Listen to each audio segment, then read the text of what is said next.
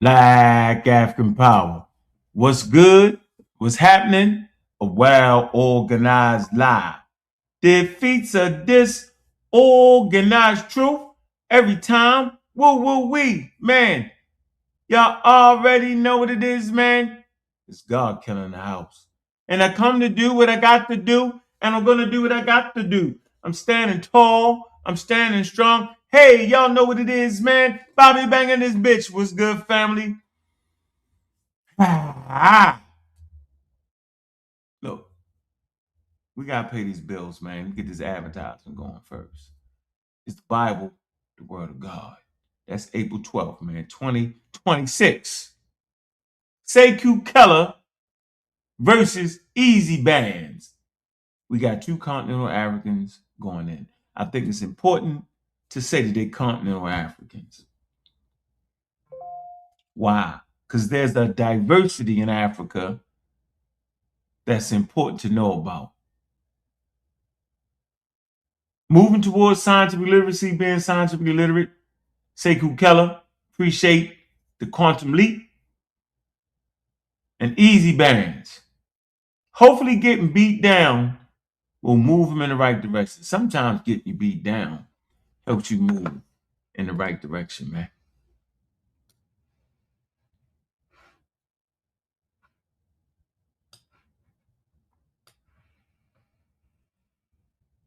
What I'm saying is, what we have here is a damn failure to communicate.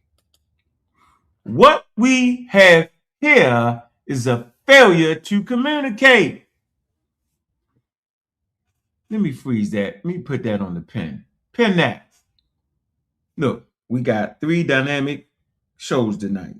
We got the Monkey Talk with Gullah. Then we got astronomy, right? I don't know if we're going to space and beyond, right? And then we got astronomy. We got, well, hold on, damn. Space and beyond. Cosmos and beyond. TED Talk and the Monkey Talk. 3 of them. All right? And they better be cooking with hot grease. We need to figure out how we want to do it. Do we restart? What we doing? Keep the crowd here. I don't know how we doing it, but I ain't gonna chalk y'all to death though. And I'm be dropping that link in between too. Now let's unpin that. Let's unpin it. Let's look in the chat. Let me see who was first. I think the women was first. It was 7K7EY K7V7 PK Illuminati. Those that illuminated with the damn knowledge. You know what it is, man. Black Sun was good, man. We got the Black Panther in there, pseudo killer. Man, we got good juju, bad juju. You put the bad first, then the good, the bad juju, the good juju. She been good lately, though. She been good. Keep it there. We got Sir Goyle in the house. Sir Goyle, I like that. So good. Man, we got Guy, Serial Killer Army in the house, right there with him. Omar Reed is in the damn building, man. That's why I love our Discord. Drop the Discord link. I love our Discord. Because I'm in a place where I ain't the smartest person, man. I'm in a spot where I'm not the smartest person. Now, I might be the smartest person on some things.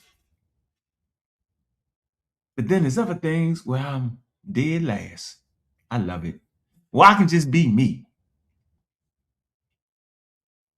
So we ain't gonna waste a whole lot of time with the foolery, man. I'm gonna read 2 definitions. That's gonna be the end of what I'm doing. I got an anthropology book right here, right? It's in the survey. If you're in the survey, out and get it. Pick up the Mel. Pick up the damn Mel. Mel been in this thing, yo, for a long time. Yo, I met Mel when he was in school. Scheme Osiris. Used to call him Scheme Osiris. Boy, the college students was whipping our ass, yo. Look, did Wu Jia jump in the conversation? Let me do this. Did Wuja jump in the conversation?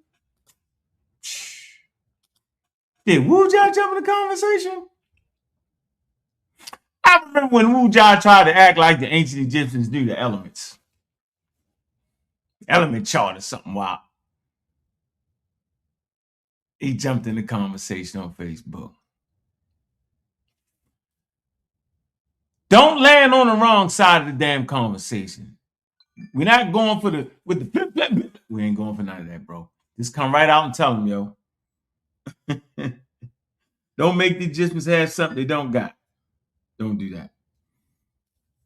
That's how you chase Wuja away, because he say they've been arguing foolishly. Yeah, you know Wuja do horrible and foolish conversations. Wuja say the whole community been having foolish conversations, but he right in the middle of it. He finally moved out the way. Now you back in the foolish conversations. Just wanted to throw that little pick 'em up shot. There's a pick 'em up shot. Pick 'em up. Yeah, pick 'em up. Science is undefeated. All right, let's read some serious definitions, man. Where the hell you at, Gullah? Let me see. I ain't gave Gullah nothing. Yeah. Oh, that's dope. That's dope. That's dope. That's dope. Hold on. Let me put this. Where you at, Cedric? Calling Cedric. We ain't changed no plans. I told you we fall out first before we don't do what we need to do. Man, I'm trying to get there.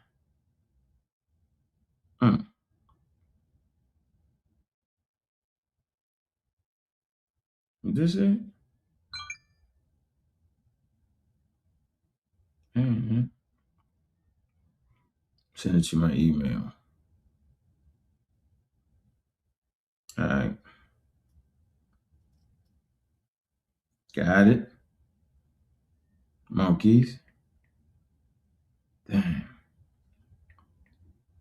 We all at. Did the crowd get up in here anyway?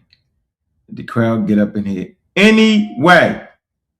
Yeah, I ain't let nobody be long-winded. Y'all can be precise and what the hell y'all talking about? That's what we doing. We're gonna be precise. Hold on, let me copy this. Boom. Let me see the link here. Boom. 28,000 in the building. That ain't enough to talk about nothing. Y'all let the people get up in here, man. Ain't enough people to talk about much of nothing. Waiting for the haters. Where are the haters? Hold on, let me send this to them. How you say that name? Where are the haters? All right. Okay.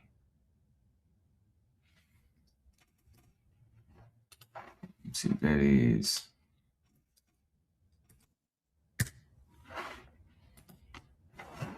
Where are the haters?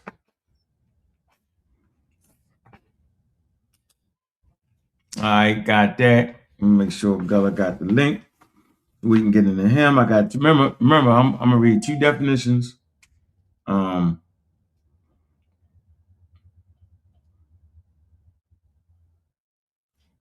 it. Let me get this to him. All right, it's creeping up a little bit. Where y'all at? Calling the haters who are secretly learning every show. Calling the haters. All right, I got that. Okay, hold on. All right, now let me get this from Gullah. Copy that, Gullah. I got you. I'm sending you the link right now. He was over there fighting with the haters.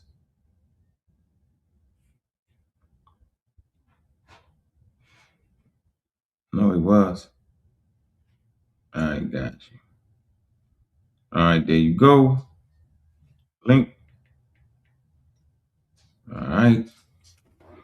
Bam, bam, boomy. Bam, bam, boomy. All right. Yeah, we creeping up there. Who we got in the chat? Cedric, come on, man. Get your stuff together, bro. Get your stuff together, Cedric. You're gonna be up after whatchamacallit, then Anthony. Well, if you ain't ready, Anthony, you're gonna go. We're gonna restart it. That's how we doing it, man. Everybody getting it in, yo. Because we always better than them. 3 times, 6 times better than them, yo. All right. All right. So we got a couple new shows on the horizon, man. We making sure Cedric, you know what I'm saying, can tap in when he need to tap in. He claimed he only gonna do half an hour shows. That's a damn lie. Hell, he can't give you a half an hour answer to a question. Tell me you're gonna do a half an hour show. The hell? It's cat. Cedric, cat. I'm doing a half an hour show. Your monologue gonna be an hour. You know, I got a 45-minute monologue. Juju don't know how to get the Discord link. Gullah, can you hear me? Yeah, you hear me? Yeah, you on the computer? What you on? I'm on my phone, but I like the email version. Sure, the email version I can present. It's like a computer or something. It's like a desktop on my You sure? phone or something. Yeah, Go ahead, it's see like what you can do. it look different from when you send a link in the See chat. what you, It's like see what you can see what you can do. hold on, let me see. Because we ain't going, you about to be on the clock, yo. Let me read these 2 definitions. You about to be on the clock. You're going to be proficient. Hey, we got 3 hours of funk, boy. Get out, everybody get out, yo. Get it in. Yeah, show them we better than them. Show them where our range is. So we got that range.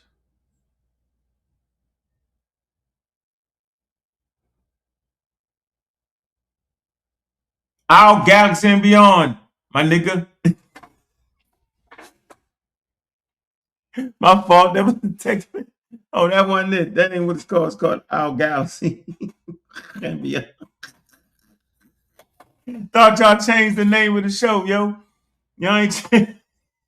I said, what the hell is going on with Juju and Anthony? Our Galaxy and Beyond, my niggas. What in the world is going on? I can't share it on here, but you Get can on the all right, you want me? All right, hold on. So hold on, man. Go ahead and set that up. Let me read this definition, damn it.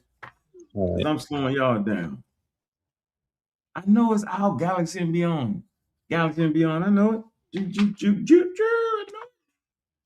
Let me see. Hold on. All right, so in the anthropology book, I got the anthropology book and I got a nice little dictionary. Right here say science. Watch this. This how all them ancient cultures get eliminated. Watch this. I'm gonna eliminate them out of it since y'all playing with us.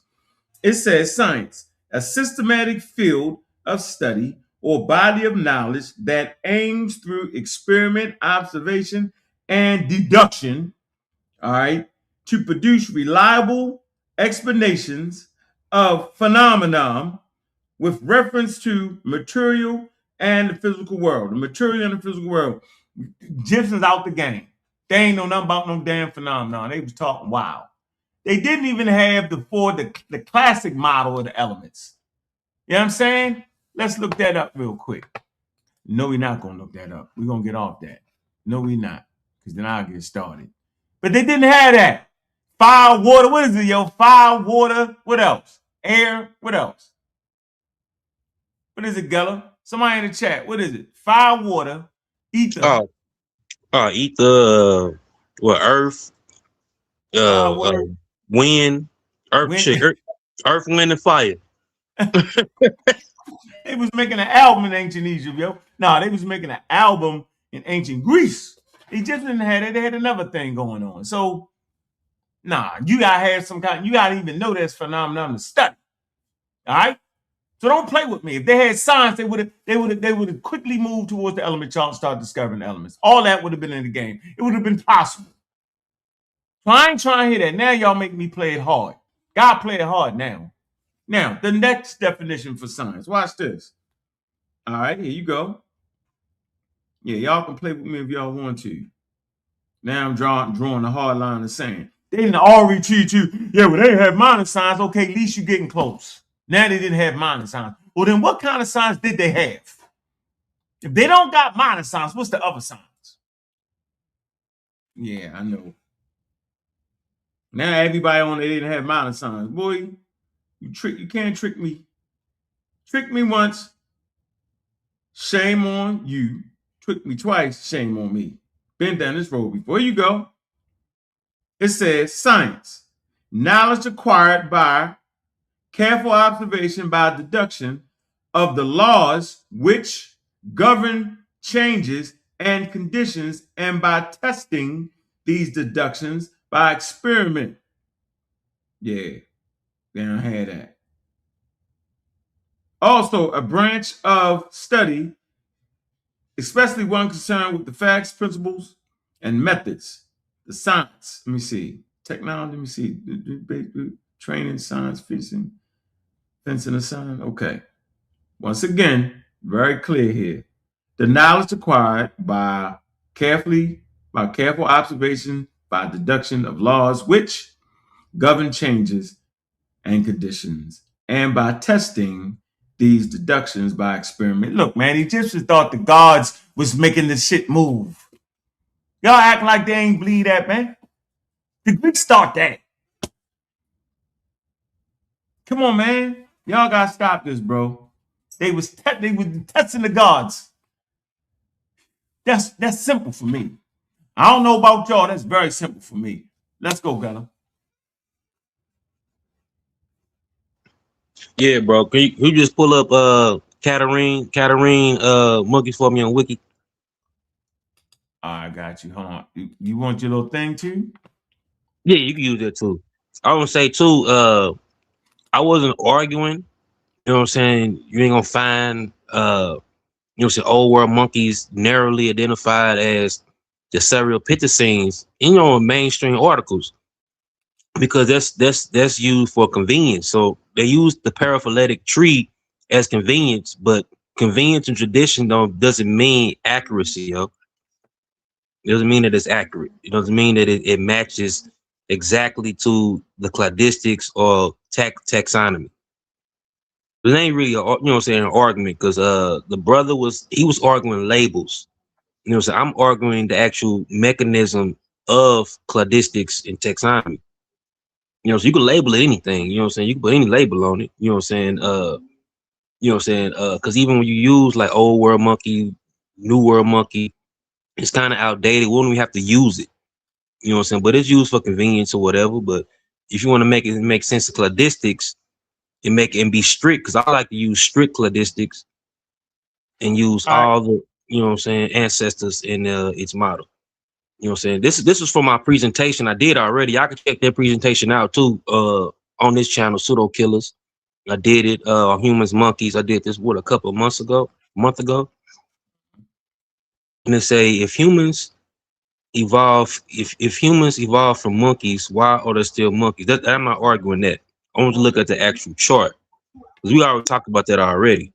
You look at the chart, it say if apes evolved from monkeys, why are there still monkeys? Answer: because ancestral monkeys gave rise to more monkeys, as well as the monkey group as we call apes. We all know monkey is a colloquial term, not really a scientific term. You know what I'm saying? We don't have to use it. It's the language or whatever. But if you were to use it, you know, you have to put it in this, in cladistic, you have to put it in this right proper place. And we were talking about the Katarine monkeys, or the Katarine monkeys, old world monkeys. Right here it say this one group of monkeys, the living members of which are large, tailless, are referred to as apes. You see right there.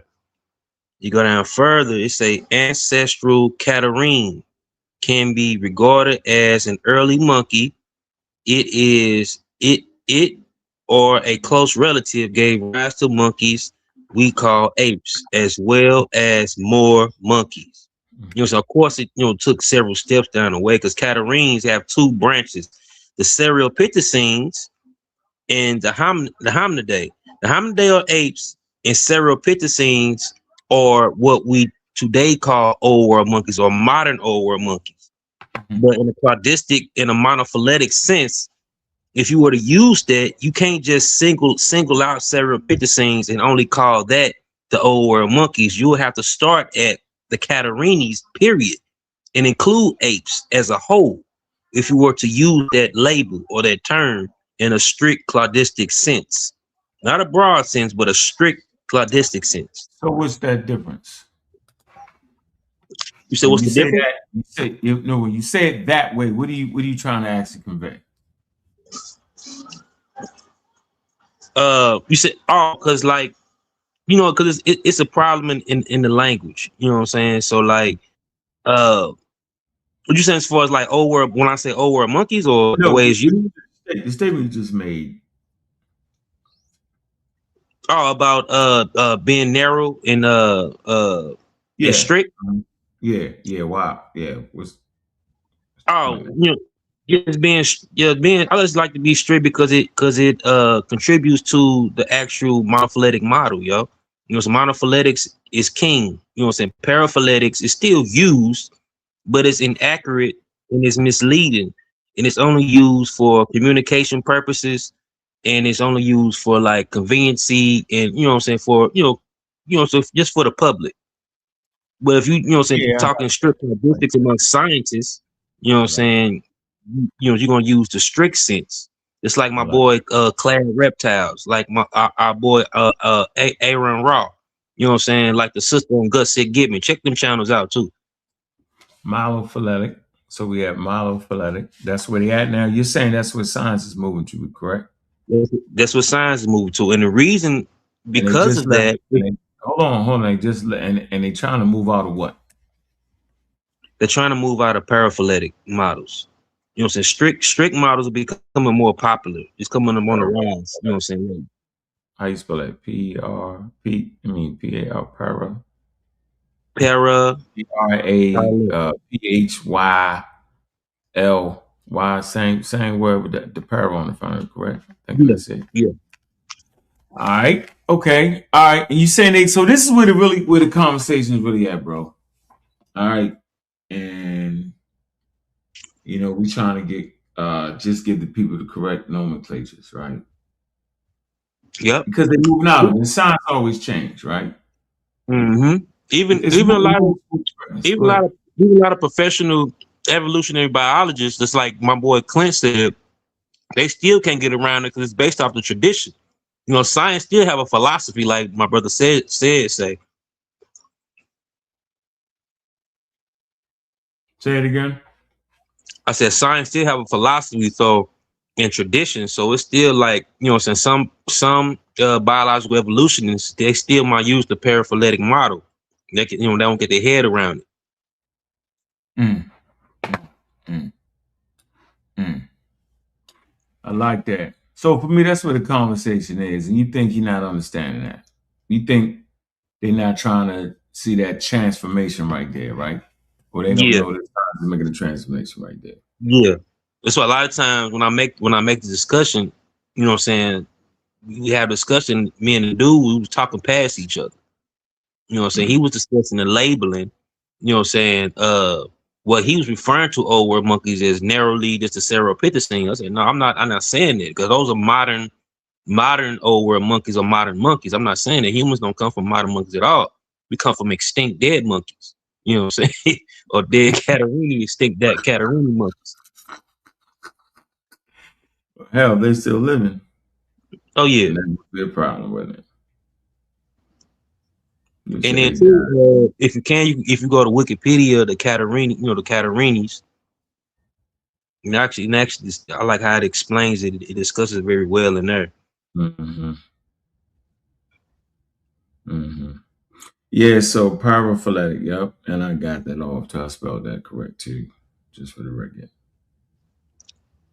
All right, so that's the issue, and you're saying they're moving from paraphyletic to monophyletic. Monophyletic, because and we're Monophyletic. moving to Why would that be? That's what I want to know. Why would that be?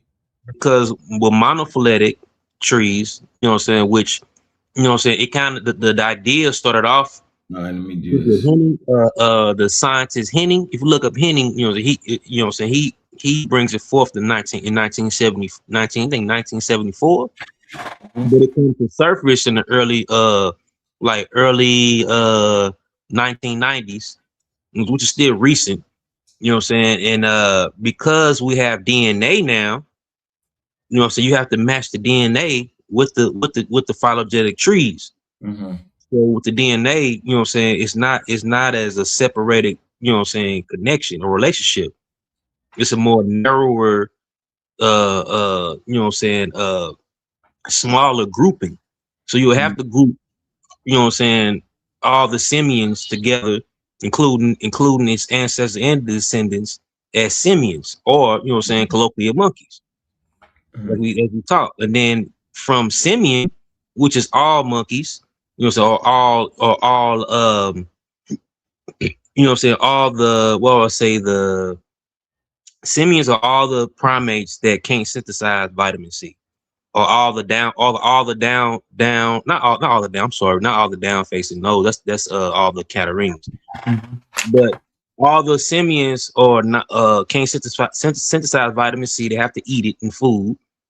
And once that's split, you get the catarrhines and the platyrrhines, which are sister groups. You know, Mhm. so the platyrrhines being new world monkeys, and the catarrhines being old world monkeys. You have to call them old world monkeys because that's the sister group. You can't skip to the Cerapithecines, which is a daughter group of catarrhines, and a sister group to apes or hominids. Just only single them out and call them old world monkeys. That'll be paraphyletic, skipping it out if you do it that way.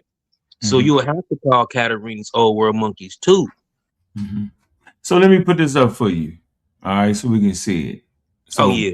Let's there you do it. go, monophyletic, paraphyletic, and polyphyletic grouping. So go ahead, let's talk about the differences here, because that's really what the argument is for Oh yeah, me. it's a Right. it's a All right. mono, So they moving where? Group one, group two, group three. You're yeah. saying they moving from group two to group one? Yep, group they move from B to A. The paraphyletic and the polyphyletic or you know what I'm saying, outdated. All right, let's Uh get it. Let's get it. Let me make it bigger for you. There you go. Let's get it. Let's talk about it. Right here for it y'all to right see, real clear. Go ahead. here, right here say monophyletic.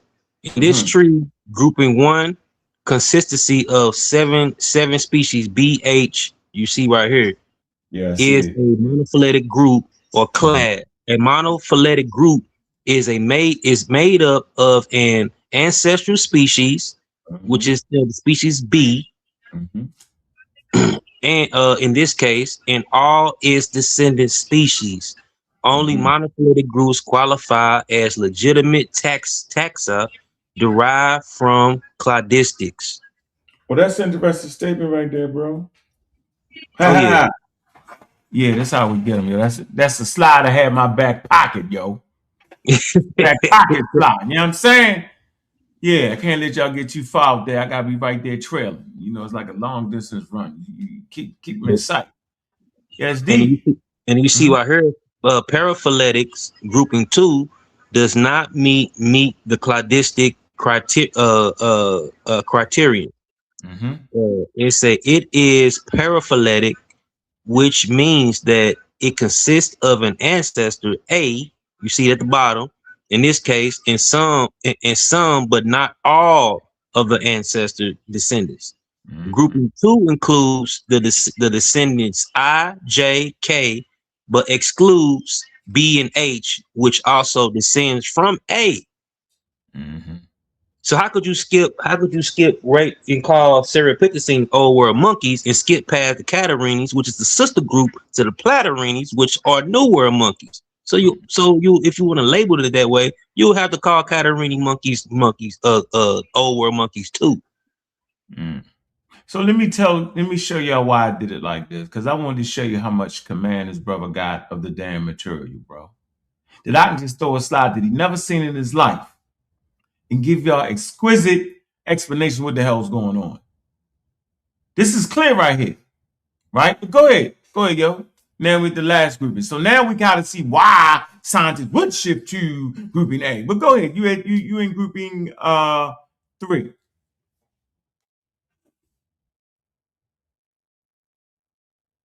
His phone that died out. Something. Where you at? Oh, you on mute. My bad, my bad. This polyphyletic, polyphyletic is way, outrange. You know what I'm saying? It's like way off.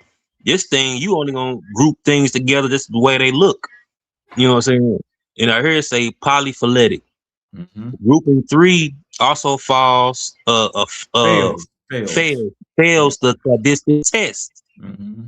It is polyphyletic, which means that it lacks the common ancestor of A, Mm-hmm. the species in the group. Furthermore, a valid taxon that includes the extant species, that means species that's still alive, Mm-hmm. G, H, J, Mm-hmm. and K, will necessarily also contain D and E, which are also descendants from A. Mm-hmm. So you just, so you connecting those two groups together, and they have no, you know what I'm saying, they have a common ancestor, but it's a couple branches that you got to acknowledge and include in it. Mm-hmm. Mm-hmm. So I think, yeah, I appreciate your explanation, man. I got it clear, yo. It makes a lot of sense now. So this is really where the argument lies, and this is where the new material take you in grouping one now. And now y'all see why, right?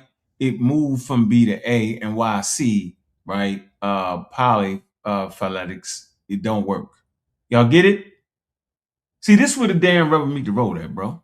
Easy work right here. Right? Easy work. Anybody going against that, yo, they playing games right now. All right. They don't really know what to look at just for the a material, Gullo. I mean, come Yeah. on, yo. So and I'm gonna say this though. So listen, man, science, this represents a change in science, right? And they've been on this for a few years. It's always that. By the time it come out, they've been working on it for years, right? And so nobody's wrong if they say that humans are apes. You're not wrong, right? But the deeper underlying meaning comes with grouping one. It really explains the why it is. And Yeah. that's what science does. Am I correct in that? Oh yeah. It has to reflect the nested hierarchy. Like you never out evolve your class, yo. That's the rule in monophyly.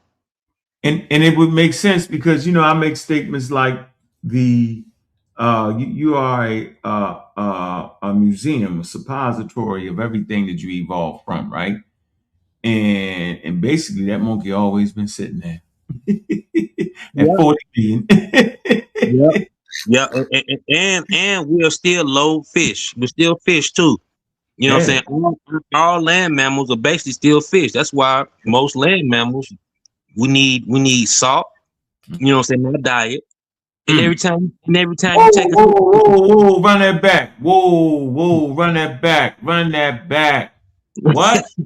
you That's need deep. salt, you need Yeah. salt and sodium in your diet because Uh, because of the connection. And also every time you take a sip of water, uh, reminds you of your fish ancestors. you need that water. You're a fish out of water. Fat drink some water. Yeah. How many days you got before you die? If you ain't got no water, you go. You can go a month I without think some so, no yeah. food, but that No water, food. Yeah, you need that. That's yeah. Why? vital. Why y'all think that? See, and I always talk about hernias in men, right? It's based off the body plan and how over time, right, that nut sack travels, right? And it weakens the stomach. You know what I mean? As we evolve through time, 350,000 years, right? As we evolve, those gonads, right, start dropping and is weakening the stomach walls to get to where they lie now in Homo sapiens sapien. And that's how you know, right? That one, we still fish and evolve from fish. That's how you know it. That little piece right there, yo. Get Donald Peppero's book. All right. Donald Pepperow. All right. And he describes this in detail. But man, that's it. Let's drop the link, bro, and see who want to get in here real quick. Right. That's tight right there, yo. Let's mix it up a little bit, y'all. Let's mix it up. Yeah, that's all I was explaining. And then sometimes too, you can call Catarinis old world monkeys too, or Mm-hmm. several you choose the one you choose, yo. Yeah. I just Yeah. I just go down the strict lane. You know You what want I'm to saying? When I talk? do Yeah. You gotta get strict because then they start acting like it ain't that. Some kind of way disappear right there. But I left that up there right there, man, so that Gullah Al Jahid, the book of Al Jahid, man. So that's just I want y'all to go ahead and get that. Yep. Yep. I want y'all to get Yep. that right. Disease, was also another proto scientist. You know what I'm saying? Came with Mhm. an early aspect of the theory of natural selection in his book, the Book of Animals. My favorite. Yeah, that's my favorite character right there, yeah. That's my favorite character, yeah. Started talking about the House of Wisdom and all that. I don't know if he participated in that, but he was definitely part of that wisdom right Yeah. there. Man died from a bookshelf falling on him. Oh damn, yeah, that got him. That's why he died, right? Yeah, we all fish there, brother. Probably in the middle of the research. All you got All right, let's ask the chat GBT. Are humans still fish? Let's see. Let's see what she said. Let's see. Let's see what we get. What's good? I'm doing well. We've been deep in some evolutionary biology, and it seems like you're ready to shift gears. What's on your mind now? Are humans still fish? Loud and clear. I'm right here with you. What's next on your mind, or what topic do you want to dive into now? I want to know, are humans still fish? In a strict evolutionary sense, you could say yes. We are part of the larger vertebrate lineage that began in aquatic ancestors. In other words, all tetrapods, including us, trace their ancestry back to early lobe-finned fish. Over time, we've just evolved quite far from those origins, but the deep evolutionary ties remain. Thank you. Appreciate you very much. You're welcome. I'm always happy to break it down. If you ever want to dig deeper into any other evolutionary twists or anything else, just say the word. All right, bet. Yeah, there you go. Like you said, lobefish, you said, we're still tetrapods. We know these things. Yeah, Gullah, you was on your A game right there, man. Yeah. We got Anthony Bowman. And I would say one more thing, and this correlates the same way that we can sit here and say that birds are still avian dinosaurs. Yeah, that's right. Birds are still alien. There you go. Yeah, let's get, if your mind ain't ready, there's a clip I wanted to play. Can I find that clip? What's up, Anthony? What's going on, man? Chilling. What's happening with you? No, I don't know who going first. Go first. You said, but we're gonna finish this in about another about 30 minutes, a little bit less than that. Then we're gonna do your show, and then we got Cedric. But Hey, we that's what's you up. see how sharp he was. See, y'all dudes is sharp. I just threw a slide at him. You know what I mean? Because I was like, man, how would I understand it? How could I show people that they changing from that? Let me throw this up and watch him rock. Yeah, he was rock. See how he rocked that out? Hey, Gullah a beast with it, dog. Beast. No, that's pretty positive right there. That man ain't never seen that slide before right there, yo. You know what I mean? He ain't never seen that slide. Trust me, yo. I came out of nowhere with that, off the top rope with that. Yep. Yeah. Came off He the a top beast rope with with that, it for bro. sure. Peace to you, Gullah. Yeah. What's Yeah, we good? got him. What's good with it, bro? Space age, Ant. What's good, bro? We got black men on the moon now, bro. Hey, that's what science do, dog. You know what I'm saying? Because we have an understanding of the motion Oh of yeah. these planets and moons and carrying on. We can travel to them. We can send probes to them. And I heard they beat the record currently of the humans going furthest away from the Earth. Yeah, because they went on the opposite side of the moon. Damn, Went it to the sound moon last easy, time, don't but it? this time they went around the moon.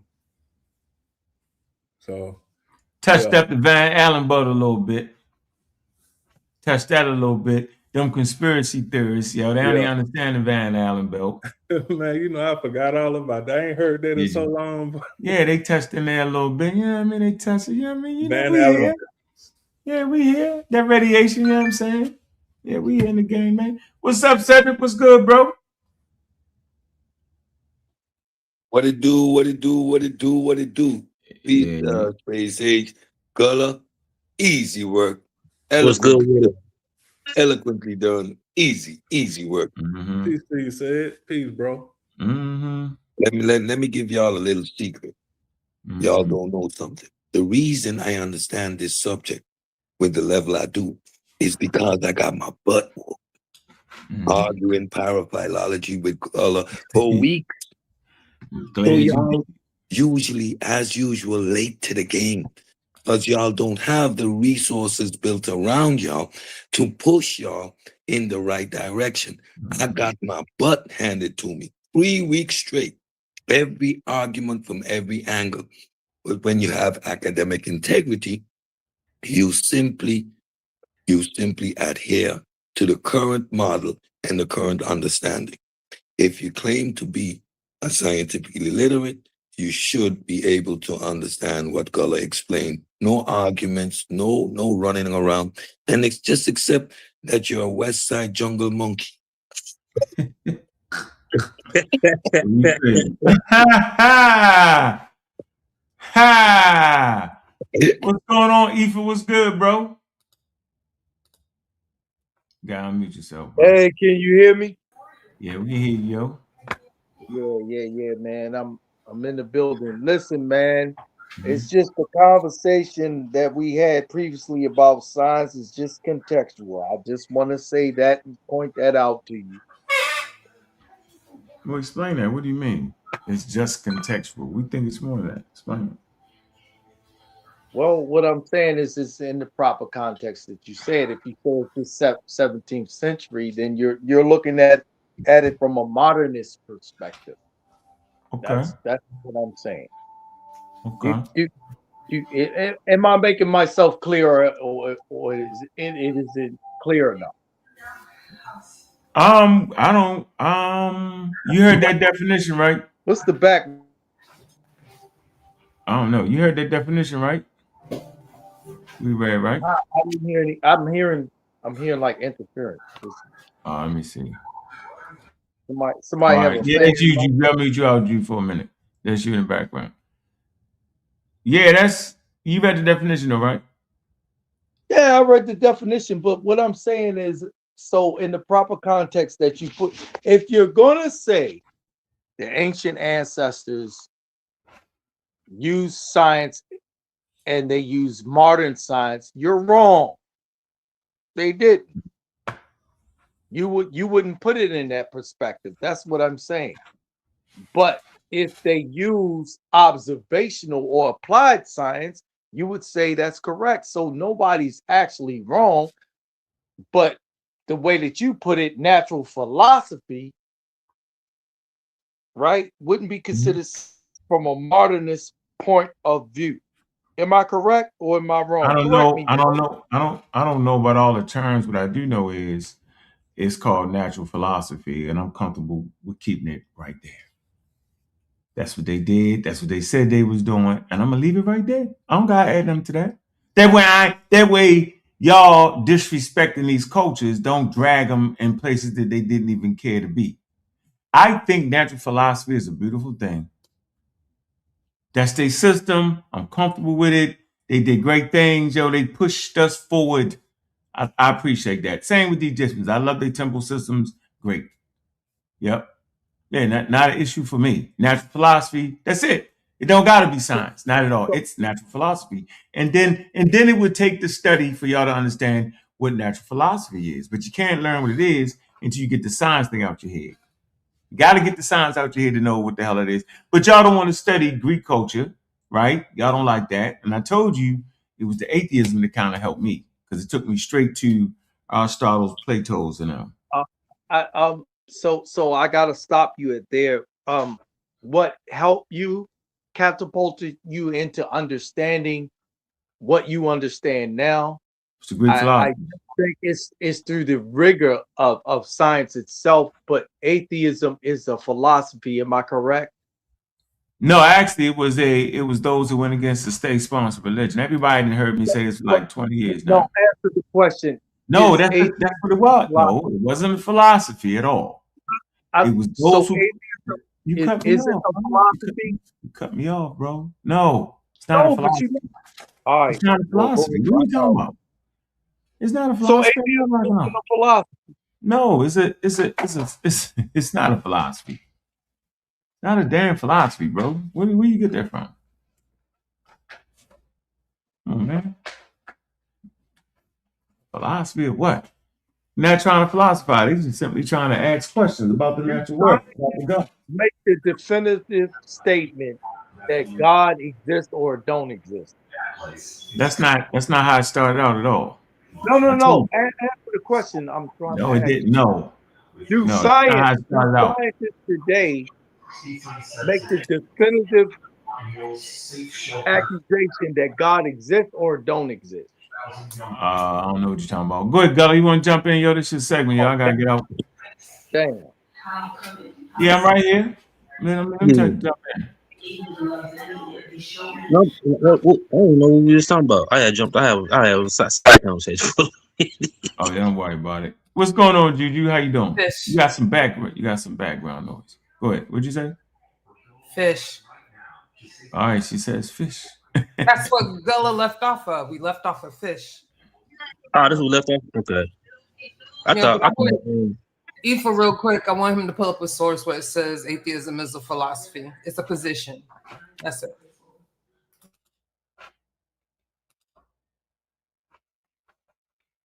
Go ahead, Gullah.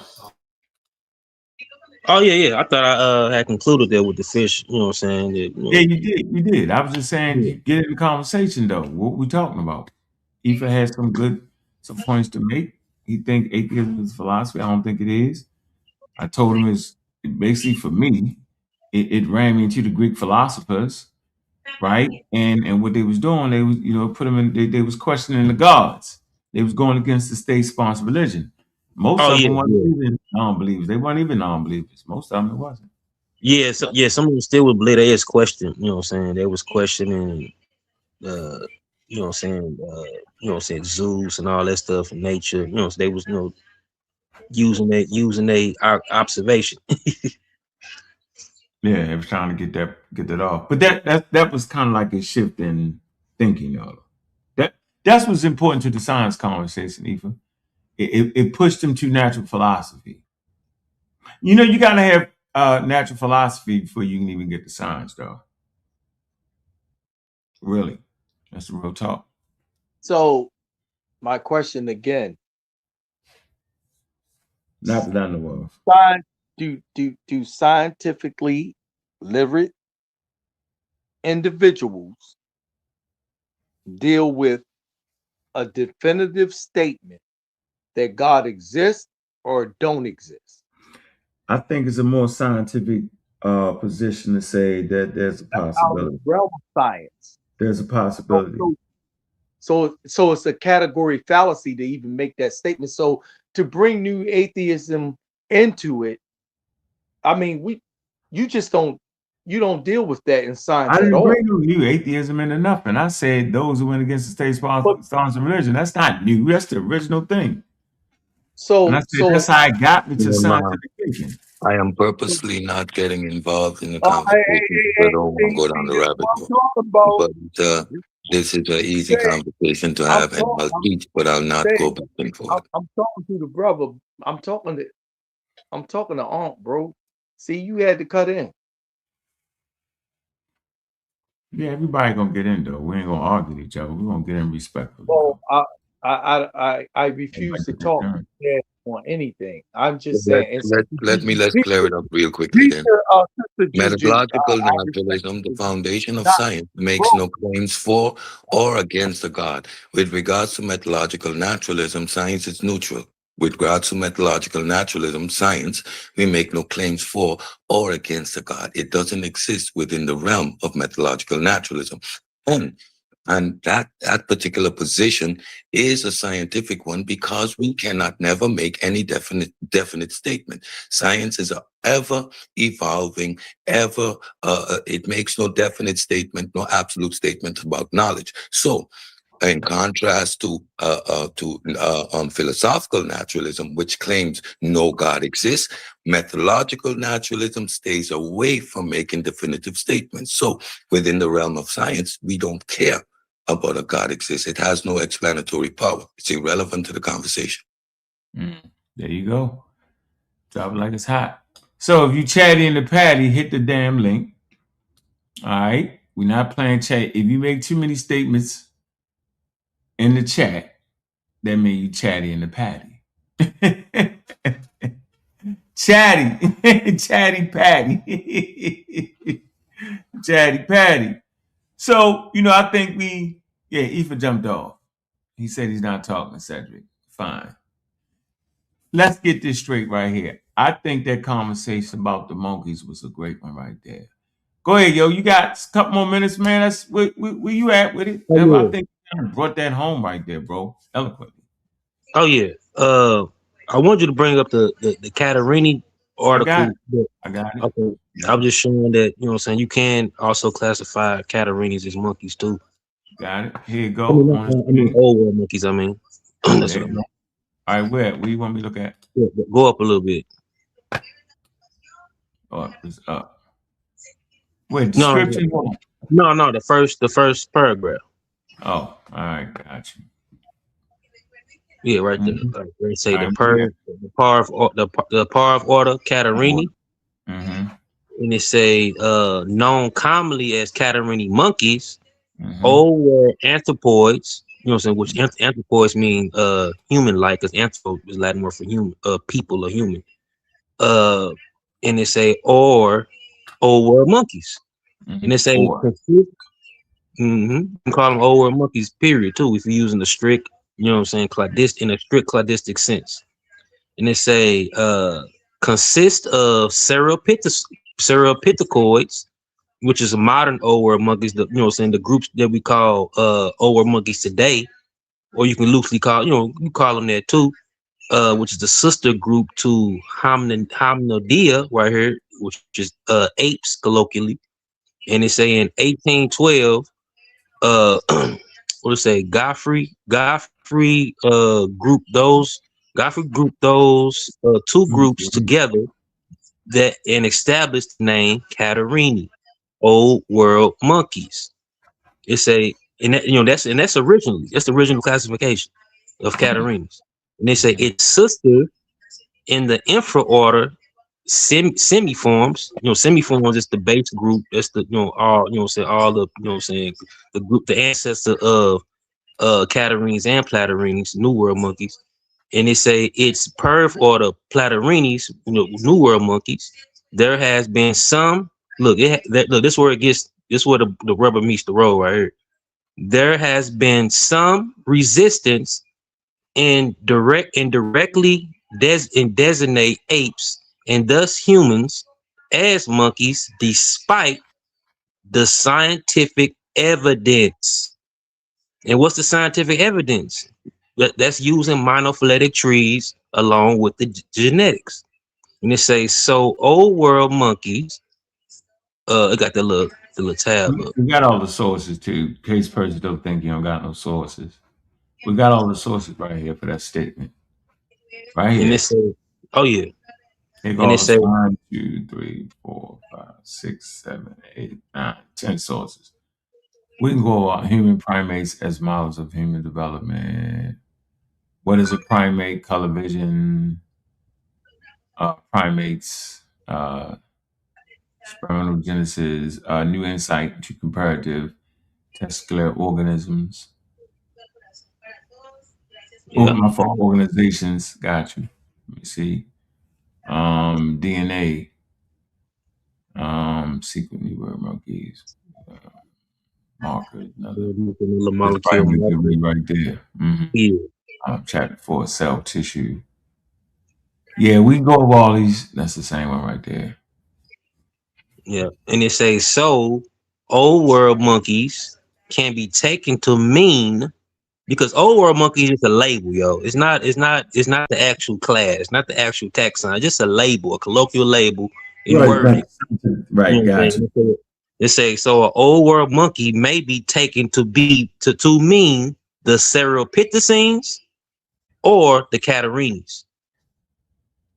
And the Catarrhini is the the ancestor of the Cereopithecines and the Hominidae, which they split off to sister groups.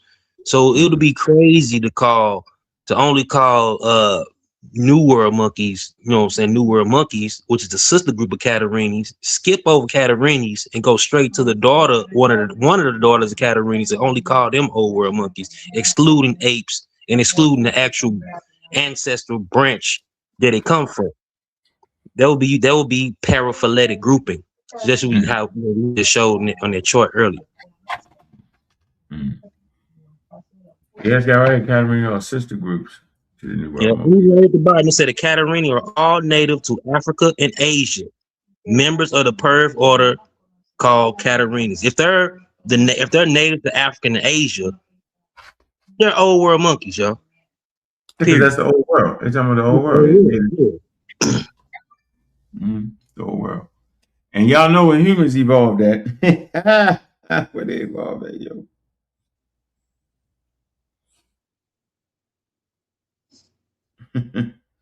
Crazy. They got some new information now that say the ape might stood off somewhere in North Africa around Egypt. Oh yeah. I think I seen that right there. I seen it right there. All right, let's get it in. All right, where you at, Lex? We ain't doing no 35 minutes on answer. We don't do that around here, yo. We need to be concise in what we're saying. We don't do lectures. The Jordan rules. Yeah, no, it's my rule. Give us the Jordan rules. Here's the rule. I'm never allowing pseudos to get up here and talk us to death. Ask your questions, be concise with what you're gonna say, and we keep the dialogue moving forward. So what's your question for the day? What is it you have to say about? He just admitted being a pseudo. He said why? He don't care. I am a pseudo. But I think but in order to be a true scientist, you have to be pseudo at some point. Yeah, I don't know why y'all. What's your question? Y'all don't realize that. Yeah, but what's your question? Explain to us how consciousness comes about. Oh man, goddamn! Really, that's not a conversation, bro. Hold on, ladies and gentlemen. I thought you was talking about science, bro. This is a trick. This is an absolute trick. So I can't ask a question. All right. No, ask a question. Do I got to go to the next question? No, we talking about monkeys. We say humans are monkeys. Fight that. Get beat up on that. You talking about? So why do? Yeah. Right, but if we're monkeys, there you go. Our consciousness is so far removed from the monkeys. So I'm asking you how did we when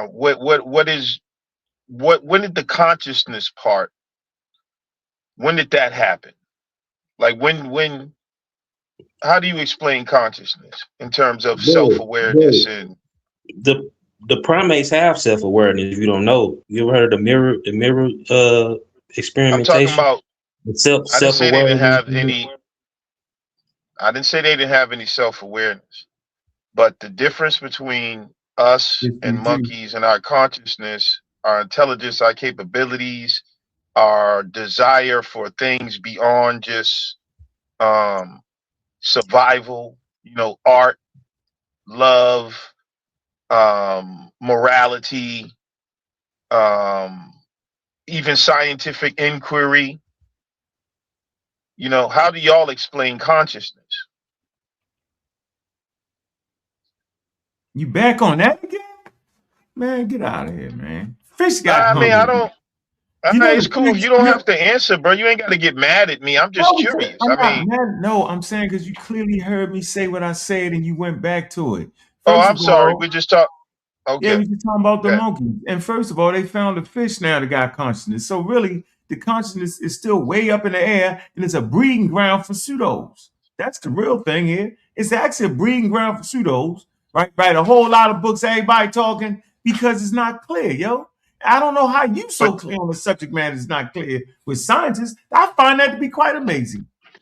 But there are scientists that are not pseudo that have written books about consciousness, the origins of consciousness, and how consciousness. That's why you have something called the hard problem of consciousness. But I'll leave that alone because that's where y'all can't go. In terms of the monkeys, that's a breeding ground. That's a breeding ground for foolery. People don't even understand science. Like you'll get up here and say something wild about science. You don't understand science. You don't care to understand. Seriously, bro. I don't understand science. Of course not. You'll say the Egyptians had science, won't you? Ankh, how are proteins formed? See, that's it. I don't know. All right. So I want to ask, when it comes to the monkeys, right? Do we still share the same blood types as them?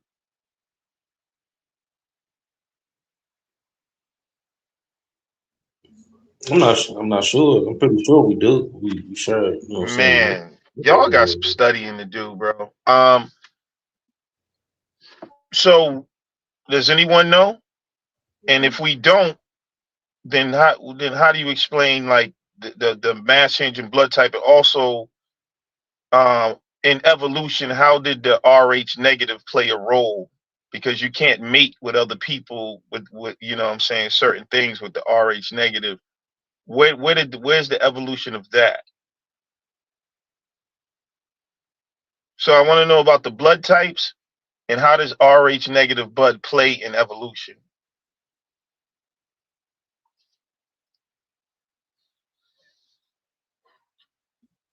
I mean, from the Catarrhini on up can have Rh blood type. Rh blood type is just the nomenclature of that blood type, yo.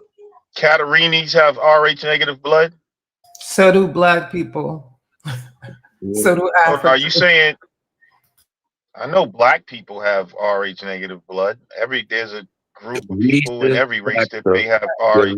So what I'm asking, the rhesus factor, the Cedric's about to be Rh rude. factor, is only a nomenclature because it was first identified in the rhesus macaque when experimenting on blood typing.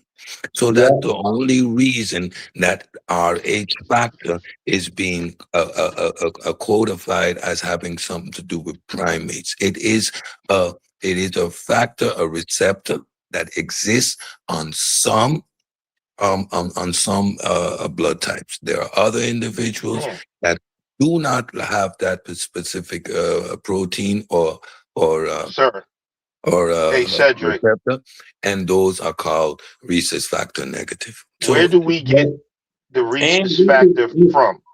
And the rhesus macaque is actually one of many Catarrhini monkeys. All right, they're about to start. Where does the rhesus factor in humans come from? It is an evolutionary byproduct. It is just part Where of we get it from. It is part of the Catarrhini order. It just exists within primates. And we are. Hold on for a minute. All right, so the primates who don't. Hold on for a minute. Go ahead, Gullah. No, just like Cedric said, it existed, you know what I'm saying, through our, primate ancestors. Especially the Catarrhinis. It was tested and found out in a rhesus macaque, which is a Catarrhini, a Cereopithecine to be exact. In that way. But we get it just by being primates. That's where we come from our ancestors. How can you get the Rh negative? That means you don't we didn't get nothing. We evolved, and you have two pathways. You have Rh negative, which means that receptor isn't on the cells, and you have Rh positive. I know that. I'm the one talking about on the cells, and it is part of our evolutionary process. It is just part of being a primate. So explain it to me. There's nothing to explain. Why do y'all get like? I gotta find out. No, relax. No shots. So why don't you? No, I'm just saying I gotta find out how I can ask my questions without being threatening. No. You're being ridiculous. Now I gotta be ridiculous. I said you're being ridiculous. I didn't call you. I said you're being ridiculous. Why do I have to be ridiculous? Because I'm asking a question. No, you're asking a whole bunch of silly questions. Do you know the answer to the question? Explain it to us without saying God. Hold on. I'm here to learn from you. No, we don't know. Explain it. No, Lex, go for it. You got the floor, bro. Come on, bro. Y'all like, no, bro. I don't know. Here you go. There you go. You're right there. Explain. All right. Does anybody know? I'm asking. No. Because you seem to know. All right. Let me tell you why I'm asking. Because You seem to know though. Without being too, stop beating around the bush. That's all I'm saying. too contentious. We're not The being reason I'm asking is why, bro. Is because the RH factor is inherited from the rhesus macaque, right? That is the antigens on human blood. It is right? not inherited. It is part of the categoric primary. Okay. It just always. How wasn't it? Was it? All right. So was it passed down? No. How did that antigen get in the human blood, bro? Because it was in the human blood when the human blood evolved. Chicken or the egg? When the human. Okay. So if it was in the human blood when it evolved, what about the blood that doesn't have it? The negative blood. What is that? What is that? That's an SMP. What? That's an SMP.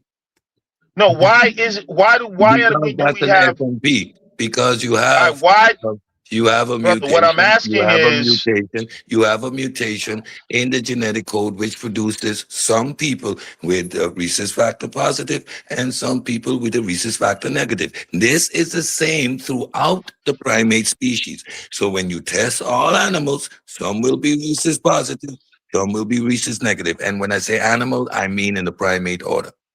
So hold on, you're absolutely right. Y'all need to get your Google on. Hold on for a minute. I got my Google on high, my nigga. The RH factor did not get into human blood from outside. It is an inherited biological trait encoded by our genes. That's the answer. Let's move on next. Anthony, anybody want to add something to it? We got a new person on the panel. We wrapping up the show. We're going to go into our next show. Madame, you got something to add to it? No, not for real. I'm just listening, man.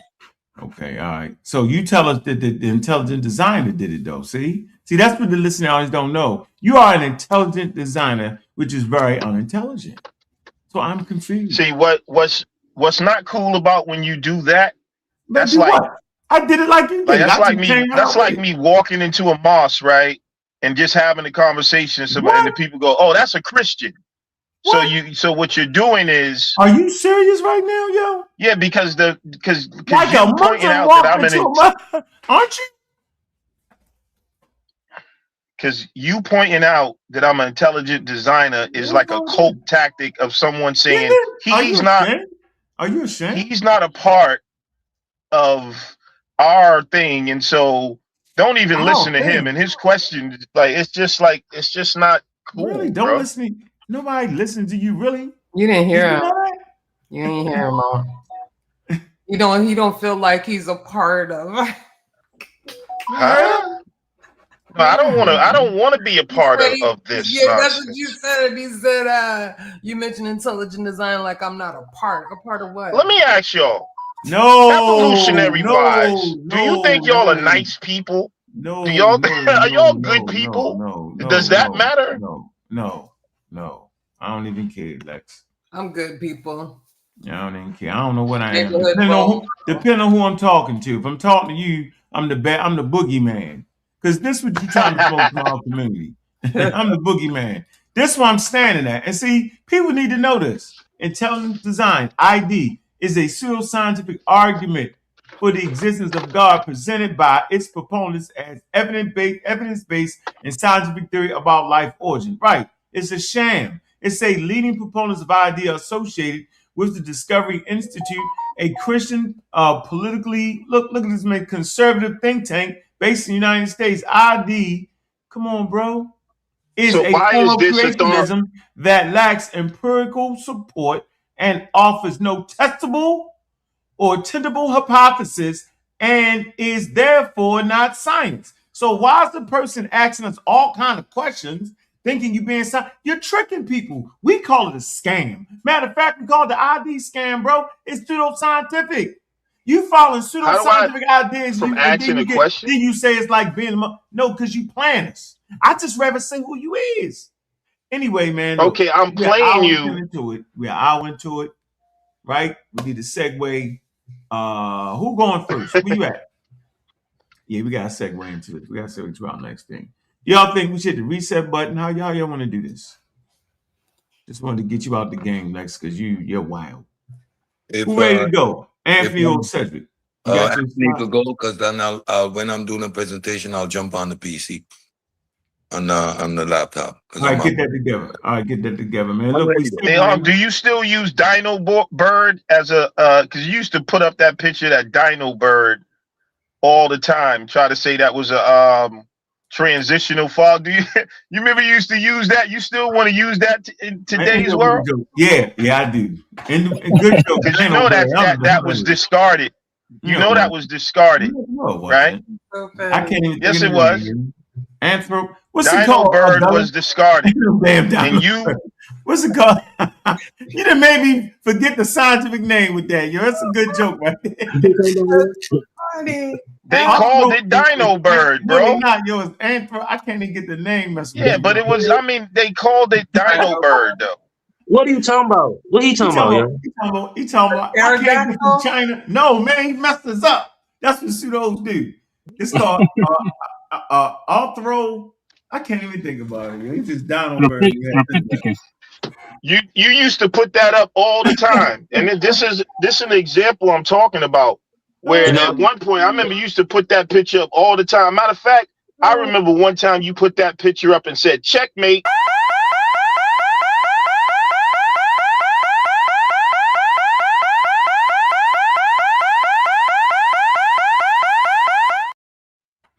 Pseudo alert. What's alert. pseudo about what I said? He has confounded us and took him down to his level. This is what we're not doing, man. Look, ladies and gentlemen, we finished this episode, man, with Gullah. All right, we're gonna train every now and then. We're gonna do mesh them up, right? Where we get our dynamic speakers that normally do their own shows. They're gonna come and do like an hour segment, right? We're gonna transition, all right. So, all right, man. Let me appreciate you. Let's catch the next segment. Y'all out of here. Madame, catch you the next segment. Y'all out of here. There you go. All right, so we got our next segment. We're going to do the Galaxy and Beyond show, hosted by Sister Juju. No, and yes, we is. You don't got to say nothing. But I'm going to give you a credit. Though. And be a look beautiful. Neighborhood role model. And be beautiful, right? But anyway, so let me introduce the show, hosted by No Me Not Juju. That's a new name. No Me Not Juju. No, right? And Space Age Anthony. Depending on what he's talking about. Space Age Anthony. There we go. Here we going. There Galaxy we is. And Beyond. Galaxy and Beyond. Got you. All right, man. What you got? What we doing? You need slides? What you need? I sent you an article. Can you pull it up? Absolutely, bro. You know I'm like moving quick. You know how we do, yo. Yeah, we're gonna talk about some scientists that are doing science. The Large Hadron Collider. Basically, what they're doing. Yes. Yeah, basically what the Large Hadron Collider is, for those that don't know, it's a scientific tool located in, I think, somewhere in France, I believe. But anyway, it's a big tool, 17-mile. I know where you're going at. I know where you're going at. Go for it. But what they use it for is to try to figure out the particles and how they behave right after the Big Bang. So they take different particles or atoms from different elements, and they send them around this 17-mile circumference tube, and they get it to like 99% the speed of light using magnetism. And they crash the atoms into each other, smash into each other. And that's how they find, different particles that make up the atoms. And so the conditions they're trying to recreate is, during the Big Bang, it was right after the Big Bang, it was, theorized to be so hot that particles were, atoms there were no atoms yet. This was before the atoms. So what is a neutron made of, and what is a proton? All these different particles. They're trying to figure out what was happening right after the Big Bang and what led to everything we see, all the matter we see, the dark matter we don't see, the dark energy that's driving the expansion, you know, and all that is, you know, that's another show, but that's basically what they use the Large Hadron Collider for.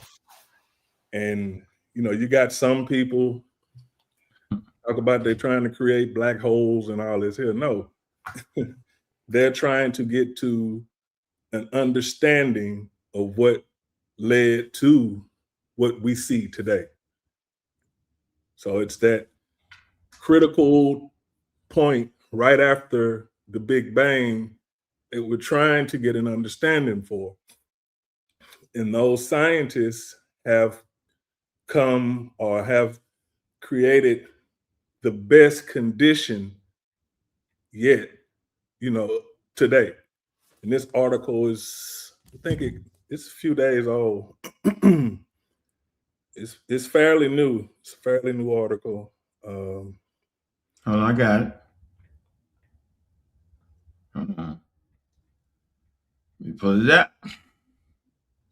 Yeah, pull that up for me, Doc. It's not a real, excuse me. It's, you know, it's from space.com, which is a good source I like to use. You know, I get a lot of information from space.com, and they usually have, you know, if a team is working on a project, if they've submitted a paper, space.com usually will put a link for that paper into the article. That's one reason why I like to use them. So that's a pretty good source, a pretty good place to get, you know, up to date astronomical news and what's going on, you know, in astronomy, in the astrophysics world. You know what I'm saying? But that was a pretty interesting article to me because it's, like I said, it's getting us closer to an understanding of the Big Bang and the conditions of the universe right after the Big Bang. Because, you know, they say in the beginning it was very hot, you know, everything was like a plasma. You couldn't, particles, it was too hot for particles to, you know, merge together. So there had to be an expansion. And then after that expansion, things started to cool. Now it was cool enough for atoms to form and, you know, so forth and so on. So they're trying to get to that point where they can get an understanding of what happened right after the Big Bang. And the tool that they're using is the Large Hadron Collider at CERN. So, but yeah, you can pull that up, or y'all can look that article up. It's pretty deep. I'm pulling it up right now. Hold on, yo. I'm trying to do a couple things at one time, bro. You know how we doing it, yo. It's strictly for the Mess 'em Up show, yo. Make sure they know what they're looking at, yo. Galaxy and Beyond, yo. Let me get your scientific article up for you on here, man. You just did that. Yeah, to mess them up. You know, we mess them up together. That's pretty hot. Yeah, and when y'all come on the panel, man, y'all guys specifically talk about the topic we talking about. It's important. Yeah, I agree. So we can stay on course. Like it's from a sci-fi movie, yo. That's tough. What? What'd you say, Gullah? I said that's tough. I like that that logo. It look like it's from a sci-fi movie or like like a Marvel movie or something. Anthony, I saw something a while ago, and it was like they made like a makeshift lab in the semi to see if they can transport the particles. Did you read anything about that? No, I didn't. And peace to you, sis. Peace. No, I didn't see that. Let me see if I can find it real quick, but you can go ahead with the article. And Sir Ghouls, yeah, that melanin, dog. Yeah. That's funny. It's not dark matter. It's because I say it should be melanin matter. That's my opinion. Damn the science. Hell with the signs. We don't care about no signs around here. No, them definitions, dog, don't mean nothing. It's what I Egyptian want to signs. Got the Egyptian signs going on for y'all. All right, here with a link. Damn. Is that the article? Yeah. Yeah. Yeah, I just, I want people to see that title. Mm-hmm. All right, you can go ahead and explain it. There you go. There you go. Yeah. See I got it, but I'll tell you after you finish. But it's just like I was saying earlier, if you look at that title, it gives scientists the best look yet at conditions right after the Big Bang. So we're trying to get an understanding. And that's what science is all about. It's trying to get an understanding. You have a question and you're just trying to find an answer for it. And you have evidence, but you still have to test. There's a lot of hypotheses, that's still floating around. Science does not claim to know everything. No, it's a lot of things unknown in science. But that's why you do tests and experiments. That's why you build tools that take you beyond your five senses. You know what I'm saying? So this is one of those areas where we can actually do some physical testing. When you get to talking about Einstein and Newton and all those guys, they were using thought experiments. You know what I'm saying? They were sitting down just really thinking about things. But, people don't hardly do that anymore. Just sit down and think about things. But thought experiments are major. But that leads to you building tools to be able to test those, those thoughts. You know what I'm saying? So we have, as humans, we have brains. We have to use them. We have to put them, think about things sometimes. Think about what you're saying before you say it. That'll get you a long way.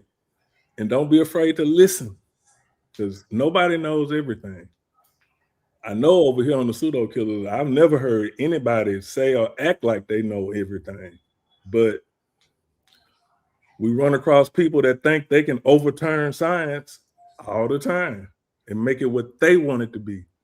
But no, science has strict rules. They have definitions. You have to go by those definitions. And science does not care about how you feel about it. Don't care. Doesn't matter. It's all about the evidence. And what can you test? Can you test it? Okay. Can you build a tool to test it? But just sitting back saying this is what I think it should be, nah, that's not good enough. Science doesn't accept that. You sure the Egyptians couldn't have did that? Nah. Yeah. If they could, they would have built that instead of a pyramid. Right. Just keeping it 100, dog. You know what I'm saying? They would have built that instead of a pyramid. Yeah. We got Gary on. Yeah, you're right. That was great for their time. Yeah. And just let it be that. Period. That was great for their time. Period. Yeah. Let it be that. Let it stay there too. Stay there. Hey, we got Gary in here, man. He also part of the show, the Galaxy and Beyond show. Facts. Got about you. How you doing, Gary? How you feeling, man? What's everybody? Peace to the channel. I just wanted to add that I didn't know if you knew, Anthony, but they're shutting CERN down for like 4 years to upgrade the magnets, so that now when they do their experiments, they'll be able to like find more of those little whatever, the microscopic particles. Yeah, those. Yeah, they trying to get an understanding of what the quarks are made of now. You know, you got the. It's not the smallest quarks. Yeah, I believe so. The quarks are what make up the neutron. You know what I'm saying? Yeah. They're trying to figure out. I think they actually found particles that were smaller than quarks. Yeah. But they can't always find a new thing. That's why, like I said, they're shutting the Hadron Collider down for 4 years, because they're upgrading they're upgrading like a certain part of the deal where their magnets are, so they can, when they shoot the protons together, they can see smaller things. Yeah, for the most part, when they find a new one, it disintegrates before they can actually get a good reading on it. You know what I'm saying? It deteriorates, however they say that. What the antimatter? No, speaking about like the muons and the luons, and you know, like they don't. There's gluons. There's gluons. Yeah. See, them jokers there, and I think they're trying to get a better understanding of those particles, or if there's any more particles. See, they're trying to get to the first one. That's where they discovered the Higgs boson. It was always theorized, but that's how they found it with this Hadron Collider. But you know, that's the particle that gives everything mass. You know what I'm saying? So now they're going farther. You know what I'm saying? We're still pushing. You're still pushing. You hear Neil deGrasse Tyson say a lot, you know, on the frontier. You know, that's what this article is about. The scientists are the ones that are doing the work. They are getting the understanding. These people are not creating theories and making laws and all that. They're not doing that. They're testing. You know, they're working. They're trying to get. They're the ones that are at what we call got the boots on the ground. You know what I'm saying? That's what the scientists are doing. They're trying to get an understanding. They're not repeating or recopying old techniques. They're refining new techniques. Like Gary just mentioned. Now they're finna shut this Large Hadron Collider down to upgrade it. So they're not gonna stay right there. They're upgrading it because we're pushing. You know, that's what science does. And those are the scientists that are actually doing the work. You know what I'm saying? So, yeah, good information there, Gary. Yeah. I guess this is a segue to that. And I don't know if the base experiment has anything to do with CERN being shut down. It's not related. I just looked it up. But this is what I was talking about. So they did this base experiment, but this was on antimatter, and they wanted to see if they could transport it, because they have a problem with studying the antimatter. Once it hits matter, it disintegrates or whatever.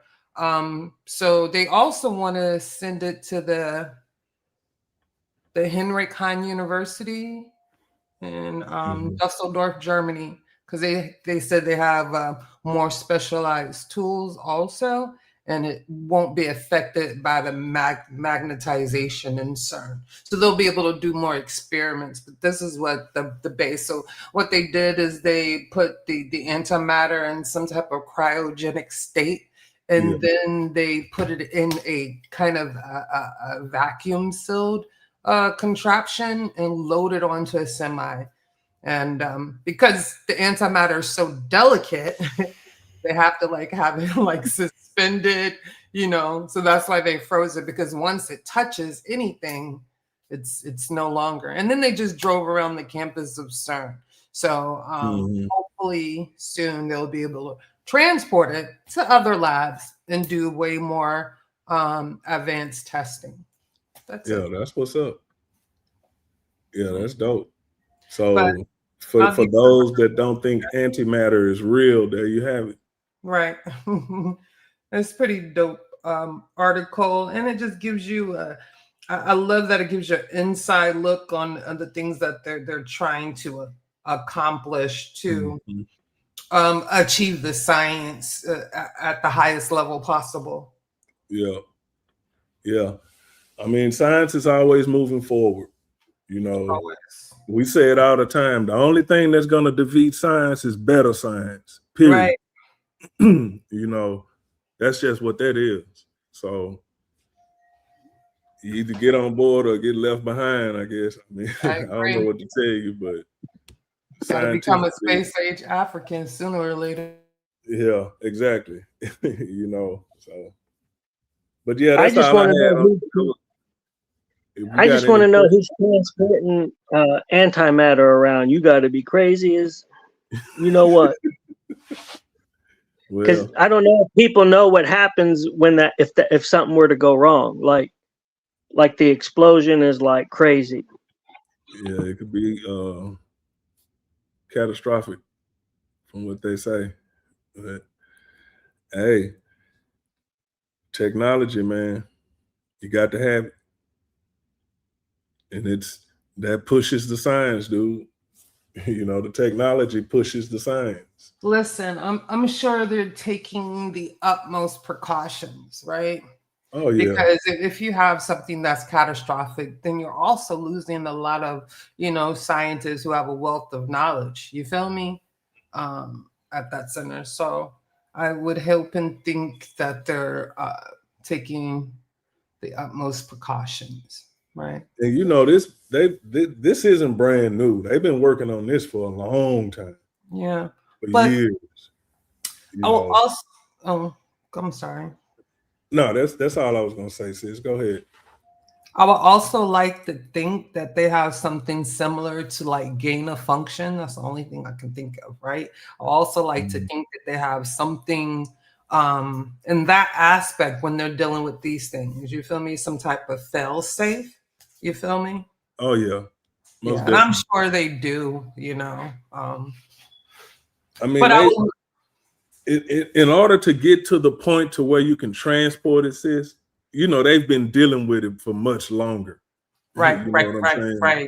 They've been dealing with it for much, much longer. So I'm sure to get to that point, to be able to transport it, it's been tested. They've done everything they could possibly do, and they're pushing it forward now. You know what I'm saying? They want to be able to move it to other labs, so you can get different types of tests on it, and so this isn't brand new. They didn't just discover the antimatter last week and then this week trying to move it. They've been on that for years.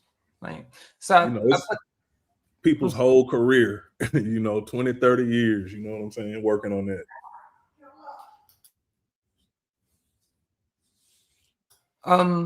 But I put the article in the chat if you all want to read it for yourselves, and I also put it in the Pseudo Killers Discord.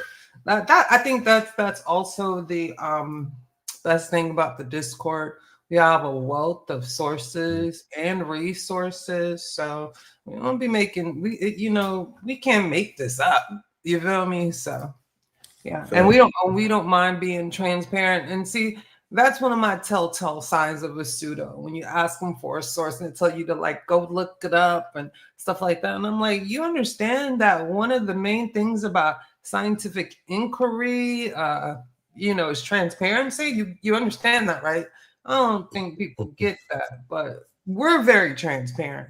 We not hiding nothing. If you want to know where we got it from, we gonna tell you. You feel me?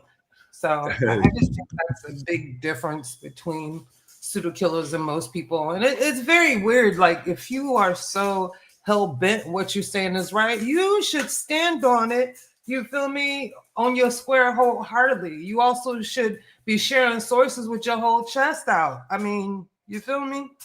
I don't know. But anyway, that article is for you.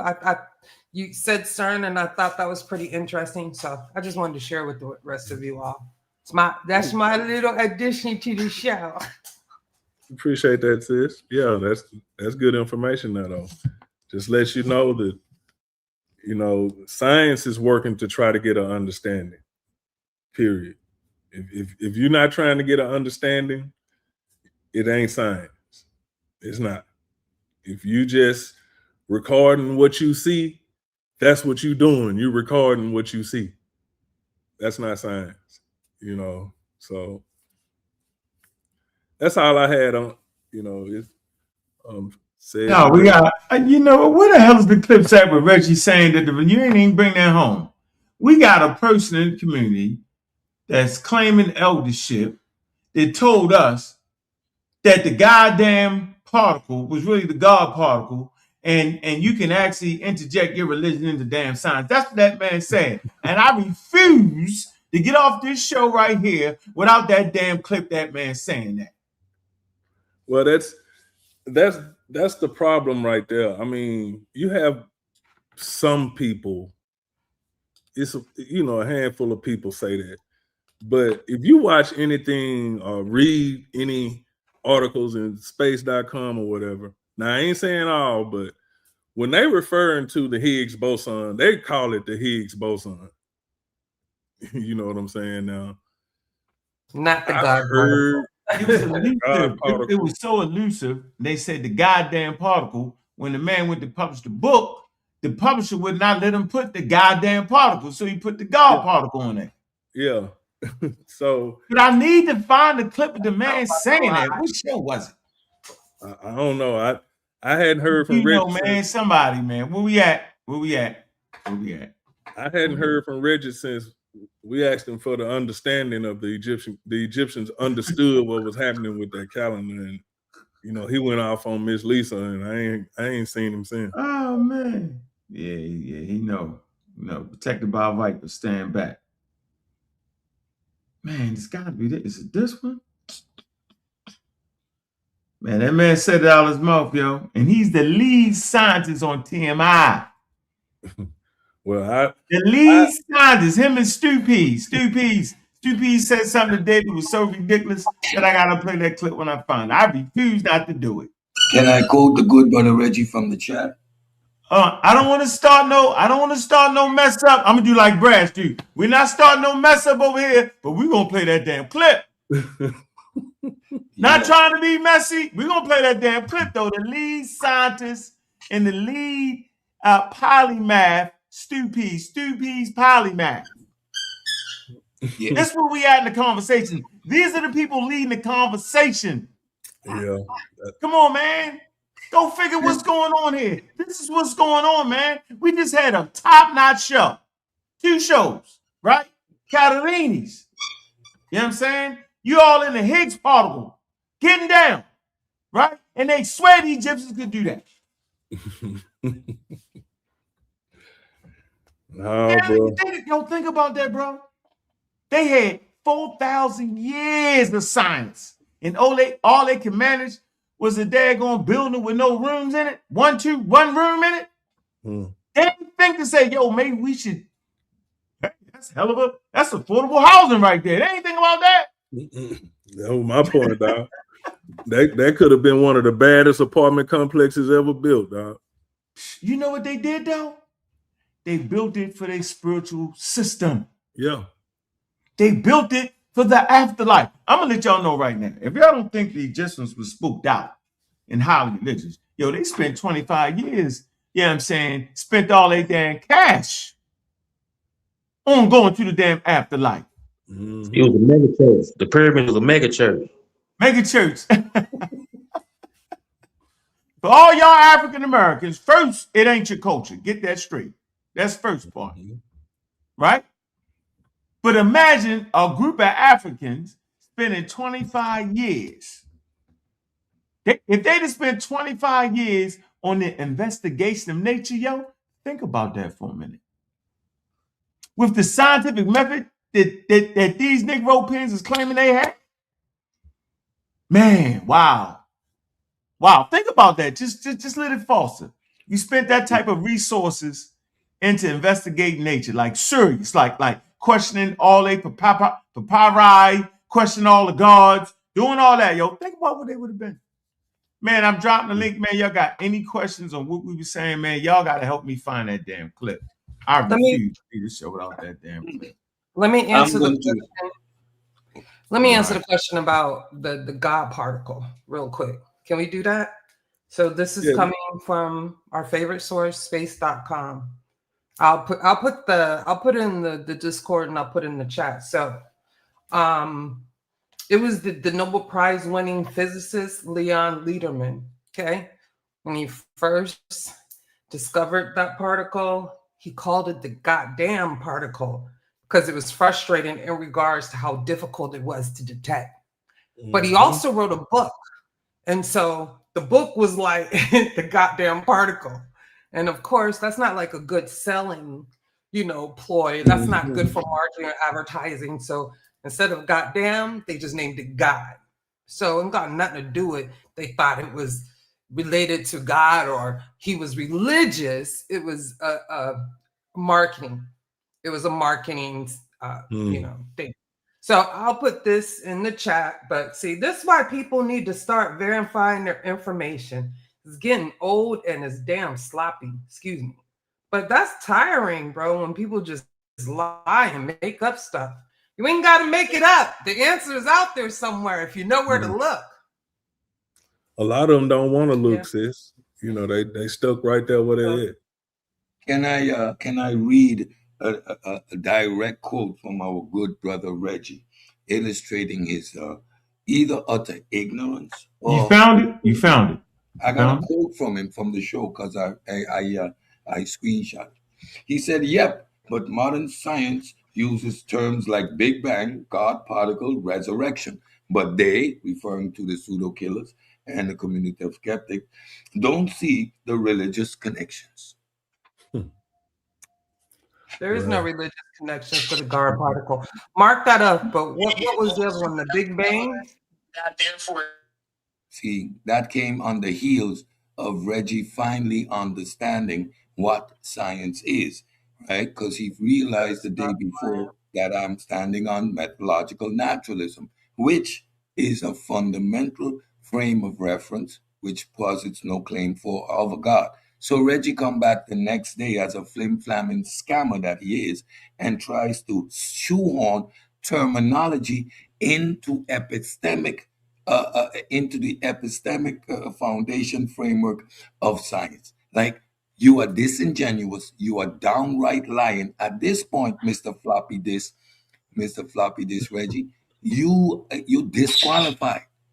You're disqualified from ever engaging in a scientific conversation.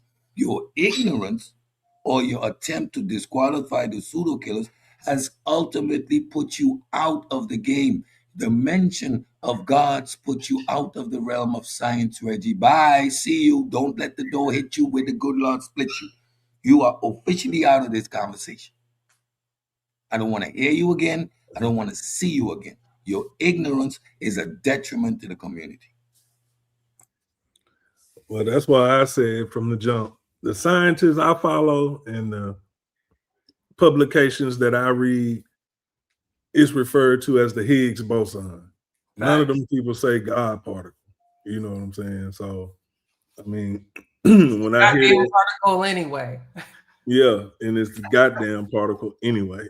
So that's the best I can tell you on that. I mean, if you really reaching, that's reaching hard. You know what I'm saying? I mean, just take the L and keep it moving, man. It's all good. It's all good. Yo, that's the same argument. That's the same argument with what we had with the old world monkeys and the cattle rings, yo. It's just labeling. Yeah. So I mean, that's just what that is. The reason why I looked it up because what is it? Nanology said that the news station labeled it, and maybe that was the first instance. Maybe he was getting interviewed, and he was like, "You can't say goddamn," But I just wanted to find out the real on that, because of course I doubt it had anything to do with religion. Come on, no, even when we did the show on the Vatican Observatory. Yeah.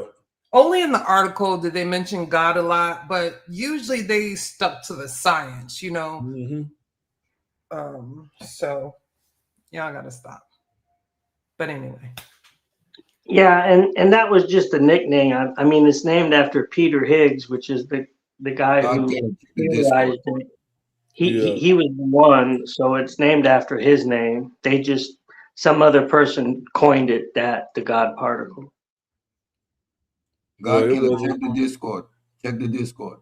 You want to Yeah, they wouldn't let them publish the book. It's in the Wikipedia article. Y'all put up the Wikipedia article. It'll tell you that. So we got a couple things. Exactly what I said. It's in the Wikipedia and the space.com. Okay. Yeah, that's reaching now. It was a marketing because he had a book. Yeah, this was like what we call the astral Epithesine Lucy. That's no different than that. Yeah, it's just what somebody call it now. But the scientific name for it and what the scientists use is Higgs boson. The nigga at the barbershop say the God particle. yeah. The colloquial term. Yeah, that's what the brothers at the barbershop say. The God particle. But when you're dealing with science, it's gonna be the Higgs boson. And that's, you know, what that science, like I said, you've heard Cedric say it, and you've heard us all say it. There are definitions, strict definitions, separates itself, and you have to adhere to those. If not, you're gonna get drugged down to their level. their fallacious point. We don't want to do that. That's when you start losing brain cells.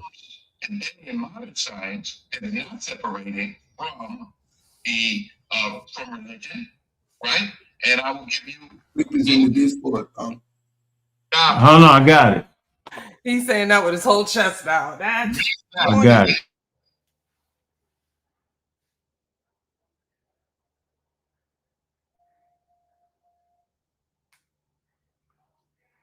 It's super dumb, yeah. I'm not going through this with y'all, man. Come on, bro. That's floppy disk. Not going through that, man. We're not sitting up here, yo, with the guy. Appreciate you. All right, so let's come right here. This is the statement, and this is for the, you know, let's deal with this, right? And, you know, this is what we got to put up with. You got people like Corey promoting this man as being the most intelligent. Now, I felt offensive. When that man said, I felt like this man has offended me. He said, Reggie is an elder. And he's smarter than any of them on that damn panel. Specifically, then he tried to slide it over because he don't want to say too much about everybody, but he threw the shot. Then he tried to slide. Then Juju and Ankh. I say, God damn. That was a good one, Corey Concrete Head. You nut. You got me with that. You absolutely did. I was like, wow, that's the shot of the century.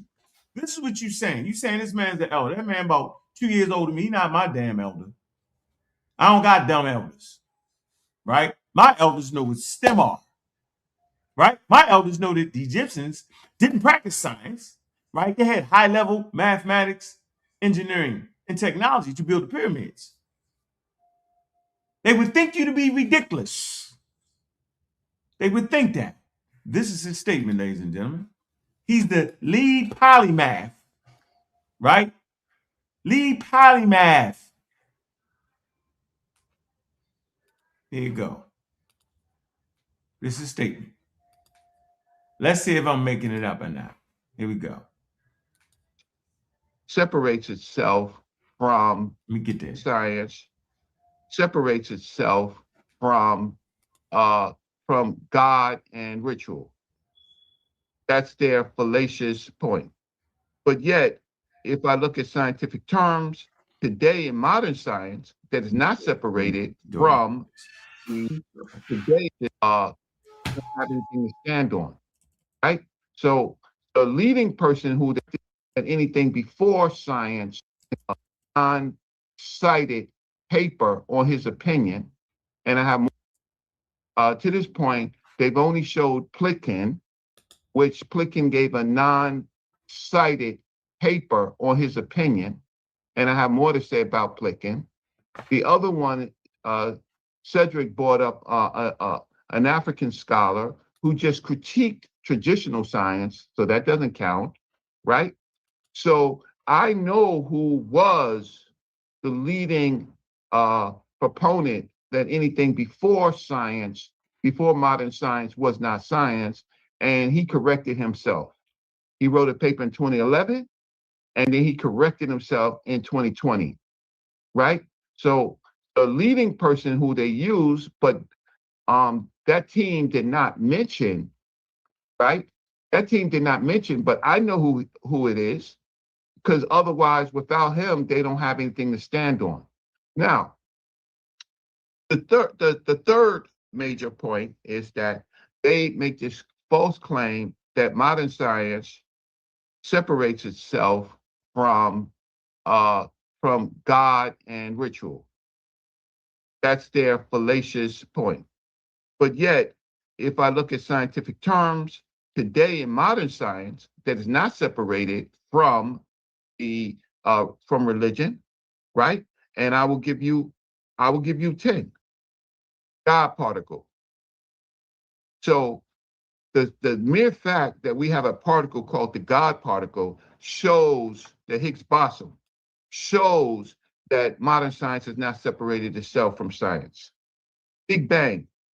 Big Bang is in cosmology, but the Big Bang is connected to Genesis. Third, the theory of evidence, right? That is theoretical physics, highly tied to how can I say, highly tied to a theological concept, the theory of everything, right? That's more biblical. A creation event. In science, we often use the word creation event. In multiple sciences, Genesis is also a term in modern science, right? And it echoes biblical thinking. The cosmic dawn in astrophysics, definitely tied to creation. Dark matter, right? It's a technical term, right? It's dark matter and dark energy, or also cosmological terms tied to our early thinking of mystery, darkness, not known evil, right? Strange, right? Singularity, Holy Grail, Eden, right? All of these terms have not separated themselves from religion. Yeah, it's just ridiculous, bro. Like you mean to tell me, as grown men and women, we can't understand that when they use Greek words for this, or for a spacecraft or for a planet, they just using it the name, man. And then when you talk about the goddamn particle, because that's what it was, because it was so elusive, right? They ain't interfusing any religion in it. It ended up being the God particle. Like, that's scamming. So you got elders in the community scamming, and you got people like Concrete Corey here promoting that foolery. That means Corey is ignorant. Stu Pease is ignorant. Can we get his statements? Can we get Stu Pease statements today on logic? Like, the nigga don't know that math is logic. He don't know that. So this is all I'm gonna say. I'm gonna play their clips on how ignorant they are. And this is why we don't understand. And he's gonna give you a list of the people that he can talk to because they have logical arguments. Ladies and gentlemen, science ain't logic, math is. Science is really counterintuitive on a whole lot of fronts.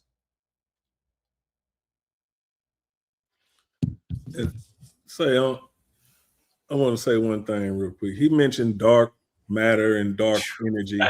Yeah, he did.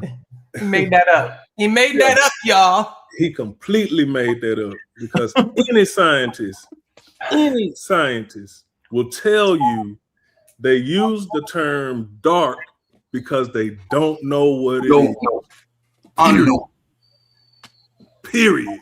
There's no if and buts or I think it. They will tell you flat out. We don't know. See the effects of it, but they don't know what it is. It doesn't emit in any form of the electromagnetic spectrum. It does not interact with anything, but they can see the effects of it. Something is making the universe expand. They don't know what it is, so they term it dark energy.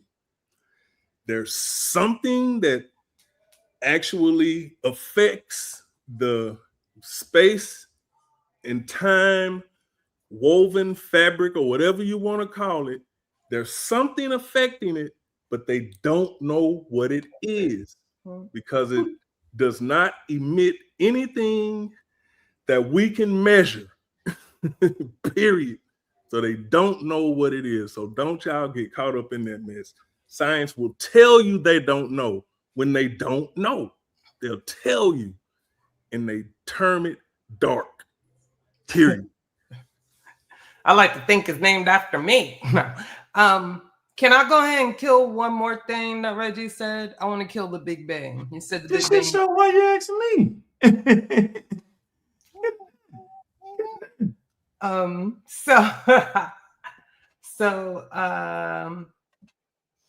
I says the Lord. So I'm gonna read it real quick. I'm trying to be quick. Okay. So it is tempting to think that Le Matir deeply held religious belief might have led him to the notion of a beginning of time. After all, the Judeo-Christian tradition had propagated a similar idea for a millennium. Yet Le Matir clearly insisted that there was neither a connection nor a conflict between his religious and science, his religion and his science.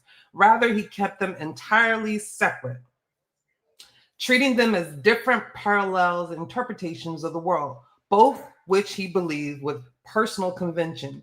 Indeed, when Pope Pius XII referred to the new theory of the origin of the universe as scientific validation of the Catholic faith, Le Matir was rather alarmed. Delicately, for that was his way. He tried to separate the two. He says, as far as I can see, such a theory remains entirely outside any metaphysical or religious question.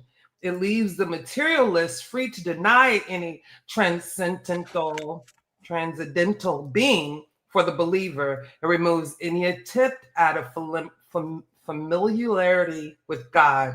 It is constant with Isaiah speaking of the hidden God, hidden even in the beginning of the universe. In the later part of his life, Le Matir turned his attention to other areas of astronomical research, including the pioneering work in electronic computation for astrophysical problems. His idea that the universe had an explosive birth was developed much further by other cosmologists, right? Including, George Gamow, to become the modern Big Bang theory.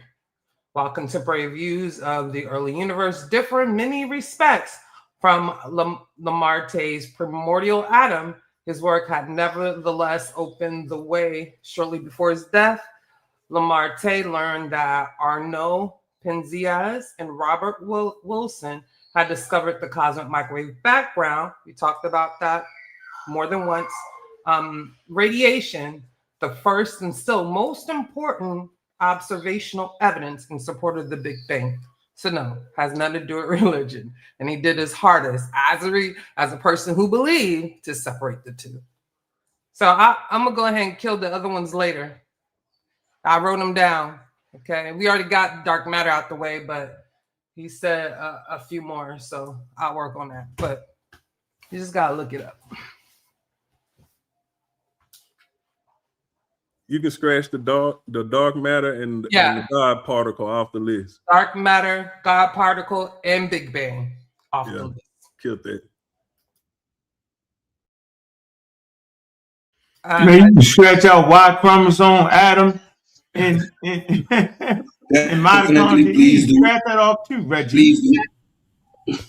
I put the article in the chat. I hope you all get that. And I also put the article in the Discord. Okay. And they definitely didn't come out of the dirt. And Adam didn't give birth to Eve, Reggie. Let's clear that up. So nomenclature, naming something doesn't have nothing to do with the philosophical framework under which science operates. So to say that methodological naturalism is a fallacious position, you would need to source up, Reggie, and of course you can't. Because you are scamming, lying, flim-flam, floppy disk scientist. You're a doctor like Dr. Phil Valentine. You're a doctor like Dr. Pork. I'm going to say it. And I'm going to double down, Reggie. I'm on your head. You was a disservice to the community. You posit yourself as an elder. You do the flim-flam scientific jargon, yet completely and utter clueless to the process. Again, you have no clue what STEM is, let alone science. You are disqualified from this conversation. Senile.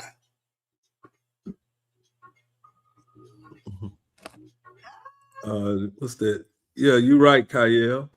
That's what I said. You know, dark energy can be measured. We see the expansion in the universe, and that expansion is what is called the Hubble constant. You know, didn't want to get too deep into it, but nobody said it couldn't be. You know, but what I said is it doesn't emit, or we can't detect it in the electromagnetic spectrum, which means it does not put off any kind of light or any kind of heat. You know, so yes, the rate can be measured, and the rate is not a constant. It varies in wherever, you know, in different places, but we don't know what it is because we can't see it. You know, in the same way with dark matter. Dark matter affects the space and time. You know, it's like it bends light. It makes whatever light is traveling through, it bends it, just like a planet does, just like the sun does, just like a black hole does.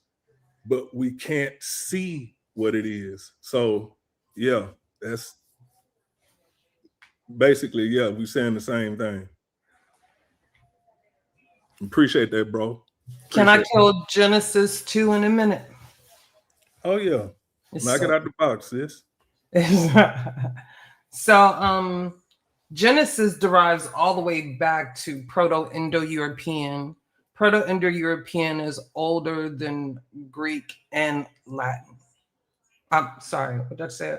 Older than Latin and Hebrew. Okay? Older than Latin and Hebrew. And it started off as like Jin or Janae or Jean. It's a Pi root and it means to give birth or beget. Okay? So I went into the etymological to see where it comes from. It comes before the Bible, and it does. So, you know, in layman's terms, Genesis just means like the first or the beginning, right? Doesn't always have to be tied to the Bible.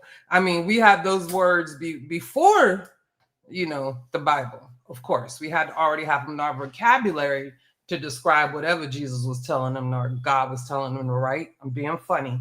But yeah, so we can scratch Genesis off too. It's just the first.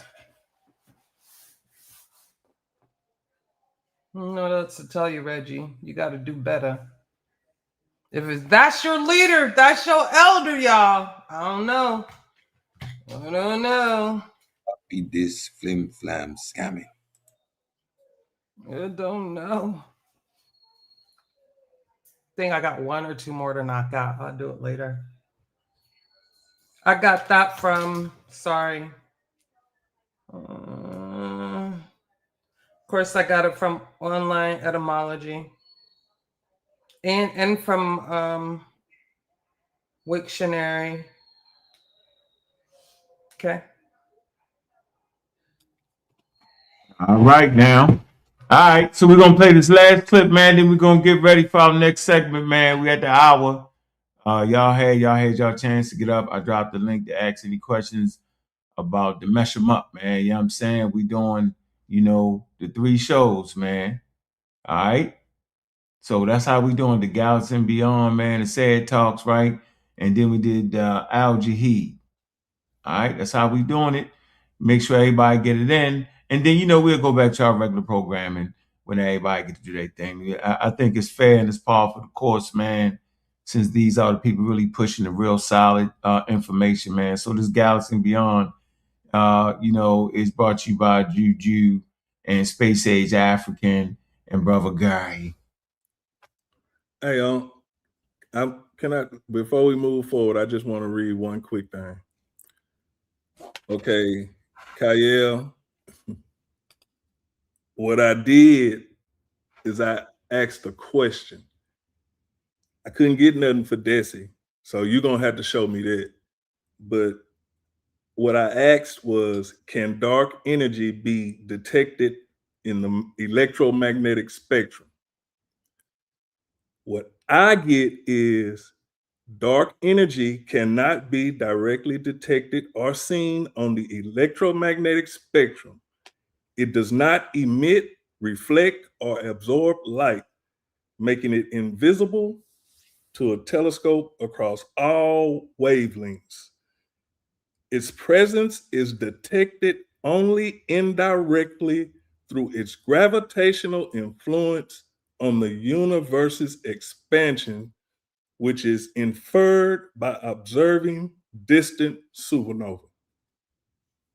Hmm. Now, that's we had a 3-hour conversation with an astrophysicist, yo. He was like, you can't detect it. This man is working on black holes, yo. Now I would love to, dialogue with you on that, because you can teach me something on that. Yeah, real talk. Nice. I ain't trying to be funny. That's real talk. And everybody know how much I love this subject. So I'm always willing to learn something.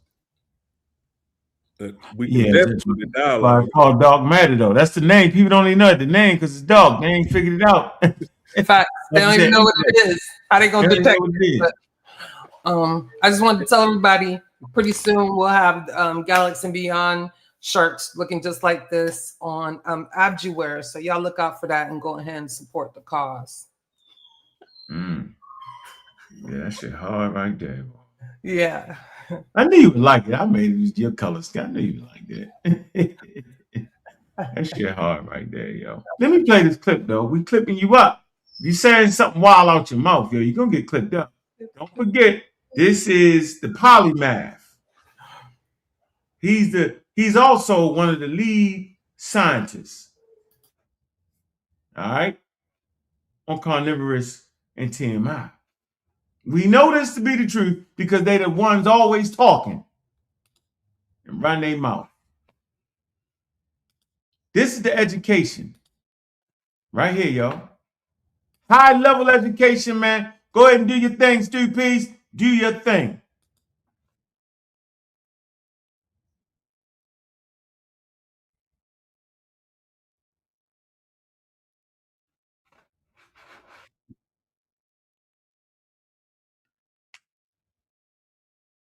We don't hear it.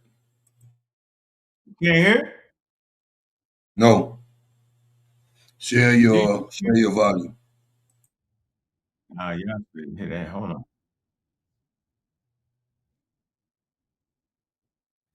Hey, dude, can you hear it? No. That's not even good. Hold on, my thing down. Hold on. Let me get it straight.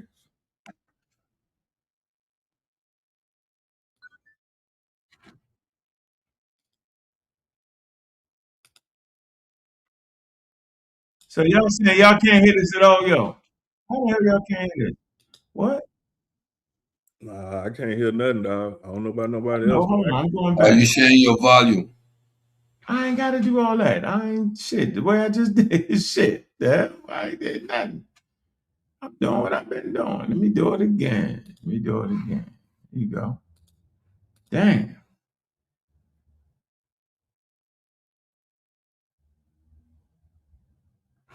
What?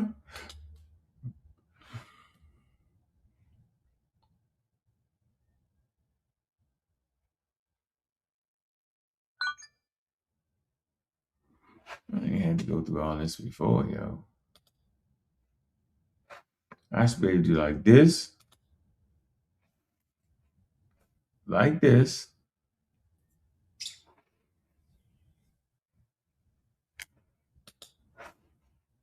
I found it for you, Anthony. And like this. Can you hear it? Y'all can't hear this? Honestly, I use sources. We hear it. Y'all can't hear that? We hear it. Yeah, we hear it now. Hi. This is the polymath, the lead scientist on Carnivorous Podcast and TMI. He's doing the most talking and he's the loudest. He's the leader. Him and Elder Reggie. You heard what Elder Reggie had to say. These are the ones teaching science. Honestly, I use sources, but I don't use sources like how those people use sources. Most of my arguments are logic based. Right? If you listen to me, most of my arguments are logic based. And when you use logic based argument, it requires that the next individual is a critical thinker. Because I build on arguments based upon the evidence that is around me. So even when I use sources, my argument don't have to rely on it significantly. Because if it's logic based, if 1 + 1 = 2 in this instance, it's supposed to equal 2 in that instance also, if all factors remain equal. But most people's argument here is not logic based, and you come to recognize that even when you spoke to Ankh on his show, you realize that they were being very illogical. They were trying to use evidence to support the argument and not logic. And they refused to accept that, listen, we know where these coming from, and we know the arguments from other people when these arise, that it can be perceived as racial, to make a delineation between modern science and other science. Is that you're excluding people from it. And you try to use a logical approach, and you realize that they're not using logic. You can't have a conversation. Right? So there's only a few people in here I would have that conversation with. I can have a logic-based conversation with you because you understand my fighting side, and you use logic when you make your argument. I can use it with Haskell, and I can use it with Sheffrin, and I can use it with choice. Right? Because choice fighting style is that also. That's why I have a problem with Gullah. Because Gullah don't use logic. Him use a bag of things where him read and him accept them as is. Him don't read with the intention to listen. When I say this, what does this really mean? And what impact does that have? Right? Why are we using this terminology, monkey? And basically it's a modern terminology. But it was like, I know that he will beat up Gullah. And Gullah going to take it personally and disappear for a couple of weeks. Can't get beat up again. This is we back at Walk You Down. We back at Walk You Down. But shouts to him. He's gonna do and probably as it should be. He's gonna do his presentation on pseudo killers. Y'all go check that out. You know, go support Gullah. But my fade room is something I do here. I'm doing this. Hold on, and just so we're clear, I'm not doing this for the community. Y'all don't realize, unless y'all members of Discords, how frustrating it is when I'm trying to talk to Slade about the Lakers. So there you have it again, man. So, whoa. There you go. So I have an article here. Thank you for the article, Kyle. Is you thinking in this article is saying the dark energy deaths can actually be can be measured with this. Is he saying, is that what Kyle was saying? The article's not actually saying that, Kyle. It's not saying that at all. What is measuring optically is the galaxies that are being spread apart, you know. Yeah, and we talk a little bit about that when we talk about the cosmic web. You know what I'm saying? It's those big voids in between the galaxies that's expanding. Now, this the dark energy spectroscopic instrument is not giving you, it's not measuring dark energy on the spectrum. What's being measured on the spectrum are the galaxies and the rate that they're being pushed apart. So that's what that's saying from what I'm reading. Yeah. You know? So same article I sent you. Yeah. No, I got with I use Kyle's. Simply put, they're not detecting dark energy directly. They are measuring the universe expansion very precisely. For that, they infer constraints and possibilities and properties of dark matter. Yes, like I said, they don't know what it is. So we still stand. Think that's a good article. I appreciate that, Kyle. And there's a few other sources you sit with you, Kyle. I'll be dealing with that on the next show. They don't say what you think they're saying either. So, we'll get it straight, yo. We appreciate your participation, bro. Can you put the article in Discord? Yeah, which one? Yours or Kyle? I can do mine, Kyle's. Oh, yeah, I got you. Yeah, put it in there. It's a Did good article. you read the one that Juju sent? No, I was reading Kyle's. I had to get Kyle thing because he sent it to me. You. So I don't want him to think I would No, ever it's okay. disrespect him and not, Don't want him to have no hard feelings. No hard feelings at all. Yeah, I always. when you look up the instrument itself, like what Juju sent me, it clearly states that, it says the dark energy spectroscopic instrument will measure the effect of dark energy on the expansion of the universe. It will obtain optical spectra for tens of millions of galaxies and quasars, constructing a 3D map spanning the nearby universe to 11 billion light years. So that's what comes up on the instrument itself. You know what I'm saying? So dark energy spectroscopic instrument. Yeah. Which yes. All right, so we got it. It's the instrument. Do we want to pull it up so everybody can see it? Y'all want to do that? Yeah, that's fine. Let's pull it up. Yeah, because we're running overtime now. We're getting into Cedric time. We don't want to be disrespectful on Cedric because Cedric is only going to do a half an hour show, and none of us believe that. None of us believe that Cedric is going to be able to do a half an hour show. He's going to have about a 3 hour show. The first hour is going to be him talking.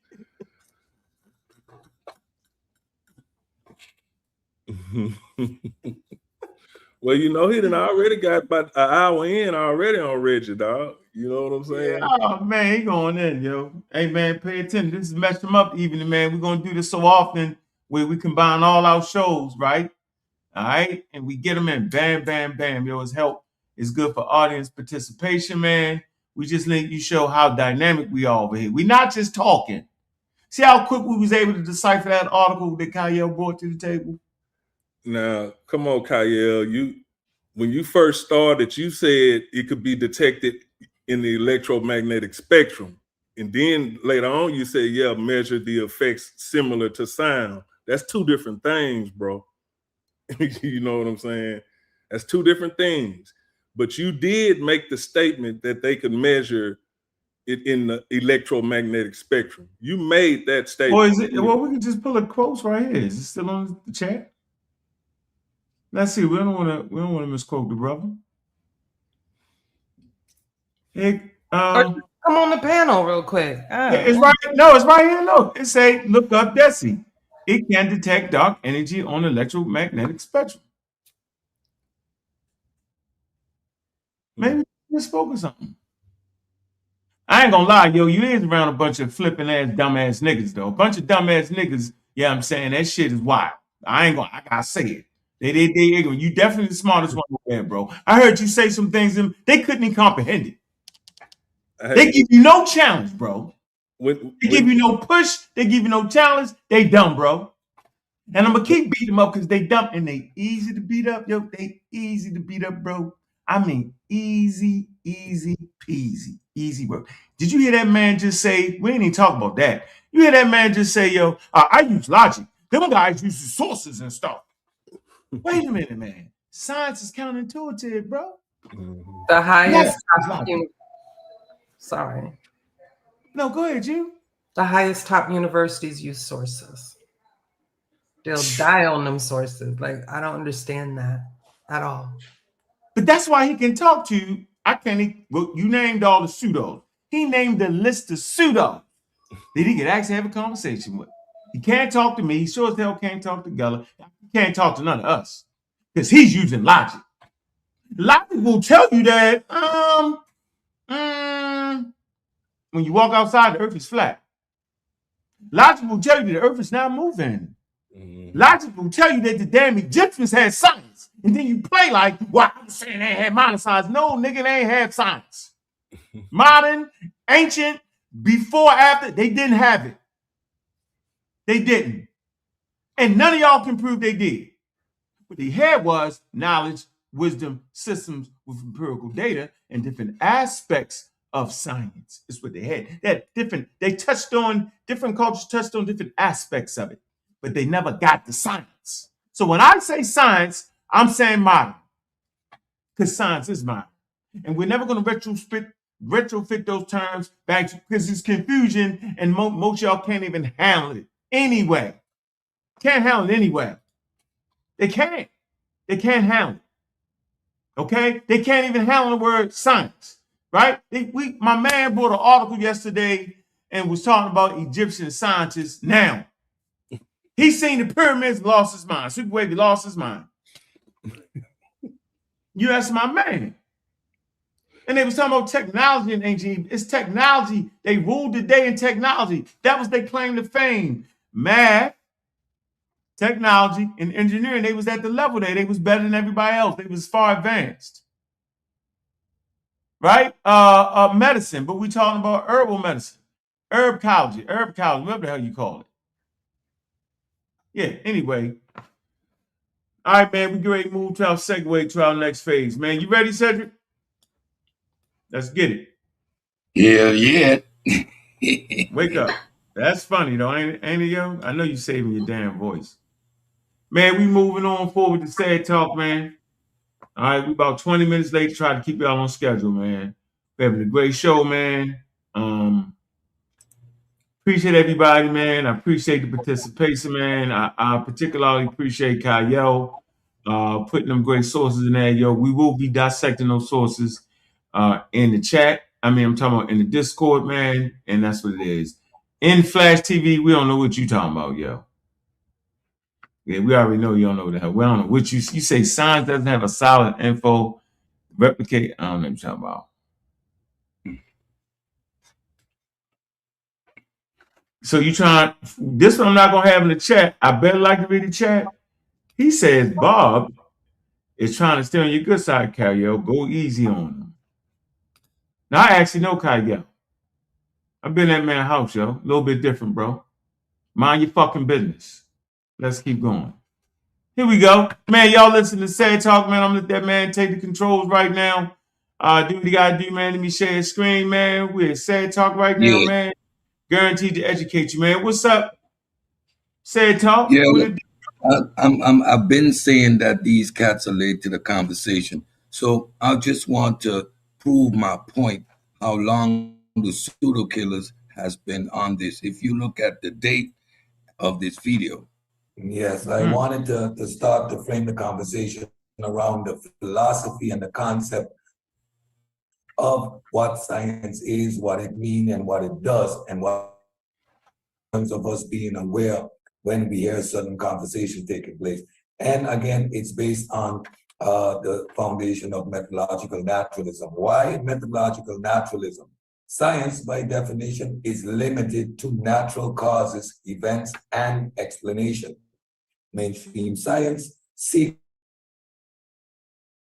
our best explanation of the world with the other aspect of these conversations that we must remember. Any interjection of God, we are moving away from science. Currently, science does not search for all sorts of truths. We hear that also being interjected into these conversations regularly. Rather, science is limited effort to explain the world. Yes,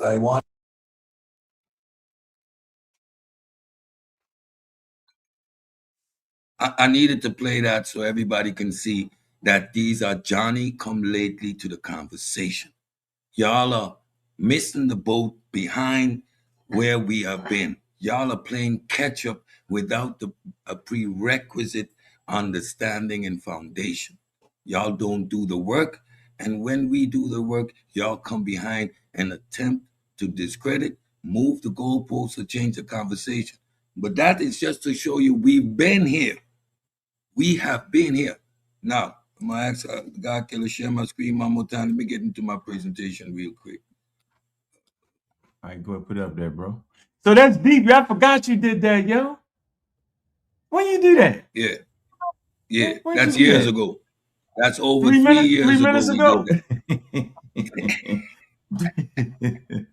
You know what, yo?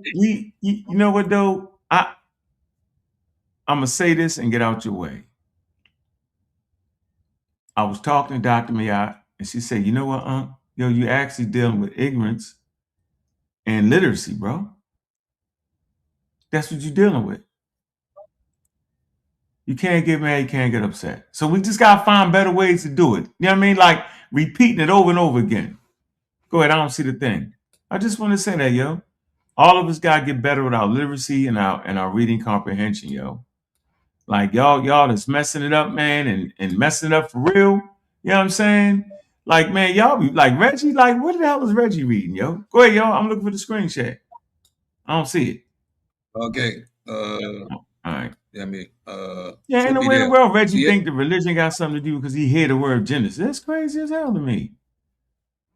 I mean, crazy. You got it? I got it. You up. I'm gonna make you full screen though. Let me get you full screen. All right, got you. Go ahead, do your thing. All right, ladies and gentlemen, another set talk. What is science really? Breaking the illusion, all the noise that's been going on over the last couple of days, weeks. We have a serious problem in the community right now. Everybody is using the word science, but almost nobody can define it, as we saw over many occasions. When we ask for definition of science, people are using a million words but can't define it. When a word loses its definition, it loses its meaning. So now we got people calling everything science, ancient practices, spiritual systems, cultural traditions. And I'm here to tell you, if everything is science, then nothing is science. So what's the problem? Science is knowledge. Well, the ancients knew this, and the ancients did this, and the ancients did. They had knowledge. Science is technique. They built pyramids. They built pyramids. How do you say they're not science? Science is wisdom. They knew which medicines to use. They were experts in curing their illnesses. Is that science, though? So let's slow this down. What exactly are people calling science? Knowledge, technique, observations. Are you moving your slides? Yes, I am. They're not moving on the screen. Yeah, you probably gotta hit the in presentation mode because we also can't yeah. Let me change our presentation. I didn't want to interrupt your flow, but thank you, Juju. I appreciate it. I was waiting till you came to a hard stop. Hold up. Let me read this. My fellow Jamaican students are so wrong. You make decisions on evidence, not lie. That's crazy. Right. Are we seeing it now? No. I'll do it again. Hold on. It's probably me. Let me do this. Quick. Got you. Replication crisis is particularly in psychology, economics, and medicine. Okay, you got to read. Mainly in psychology. Yeah, hit present mode. All right, there you go, Sad. Okay, we in there. There you go. Let's go. You can hide the all right. So now, Yeah. It's moving? Yeah, it's good. gone. Is it moving? Yeah, we're having All a right. serious problem. So what's the problem? Science, knowledge, science. Is science technique. knowledge? Science, yeah. Is science technique? Is science wisdom? The ancients knew this and they understood that and they knew how to do this. They built pyramids, remember? They built pyramids. Are you saying pyramids isn't science? You need science. Wisdom. They understood medicine. They cured the sicknesses. But is that science though? So again, let's slow it down. What exactly are people calling science? Knowledge, technique, observations. They knew the stars. They knew exactly when the eclipse was coming. Cultural practices, all the above. Because if that's the case, then every human society in history was doing science. And that right there, that's the whole confusion. So what is the problem? So it's a category error we're dealing with. What we're dealing with is what philosophers call a category error. That's when you take a different kind of thing, horse and buggy, and treat them like they're same. Car. We need a transportation. So horse and buggy is equal to car. This is the category you're consistently making. And I keep illustrating. It's a different paradigm. You use different nomenclature. Your perspectives are different. You cannot equate the two. And this is what you all are doing structurally. For example, saying a map is the same as a territory, or saying using a tool is the same as understanding the system. That is exactly what is happening with this word science. So now, knowledge, what you guys are confusing is rationality, which almost every sentient being has. A way to engage with your natural environment. Most animals display some level of technique. Mound building by termites, for example. Knowledge represents a representation of the world. It can be evaluated as true or false, often tied to belief or justification. It's going to rain. See this? Okay, it's going to rain. I know because the clouds turn dark usually follows rain. So I can evaluate that knowledge. That's the understanding of your natural environment from a very rudimentary sense. Now, technique. When you have certain knowledge, you have technique around your environment. The log floats so we can build a boat. The log floats so we can build a boat. Knowledge, I see the log, it floats. Technique, build the raft or build a boat out of floating log. Then you get to another empirical step. And luckily, the last couple of days where y'all have succeeded so that the conversation starts really around philosophy. How you interpret and explain reality. And then you get to the top of that because out of philosophy comes science. It's a simple thing. Science is not just knowledge or technique. It is a specific philosophical approach to understanding reality. I keep using the word the paradigm shift. The dude that sat there and said, all right, the log floats, but why?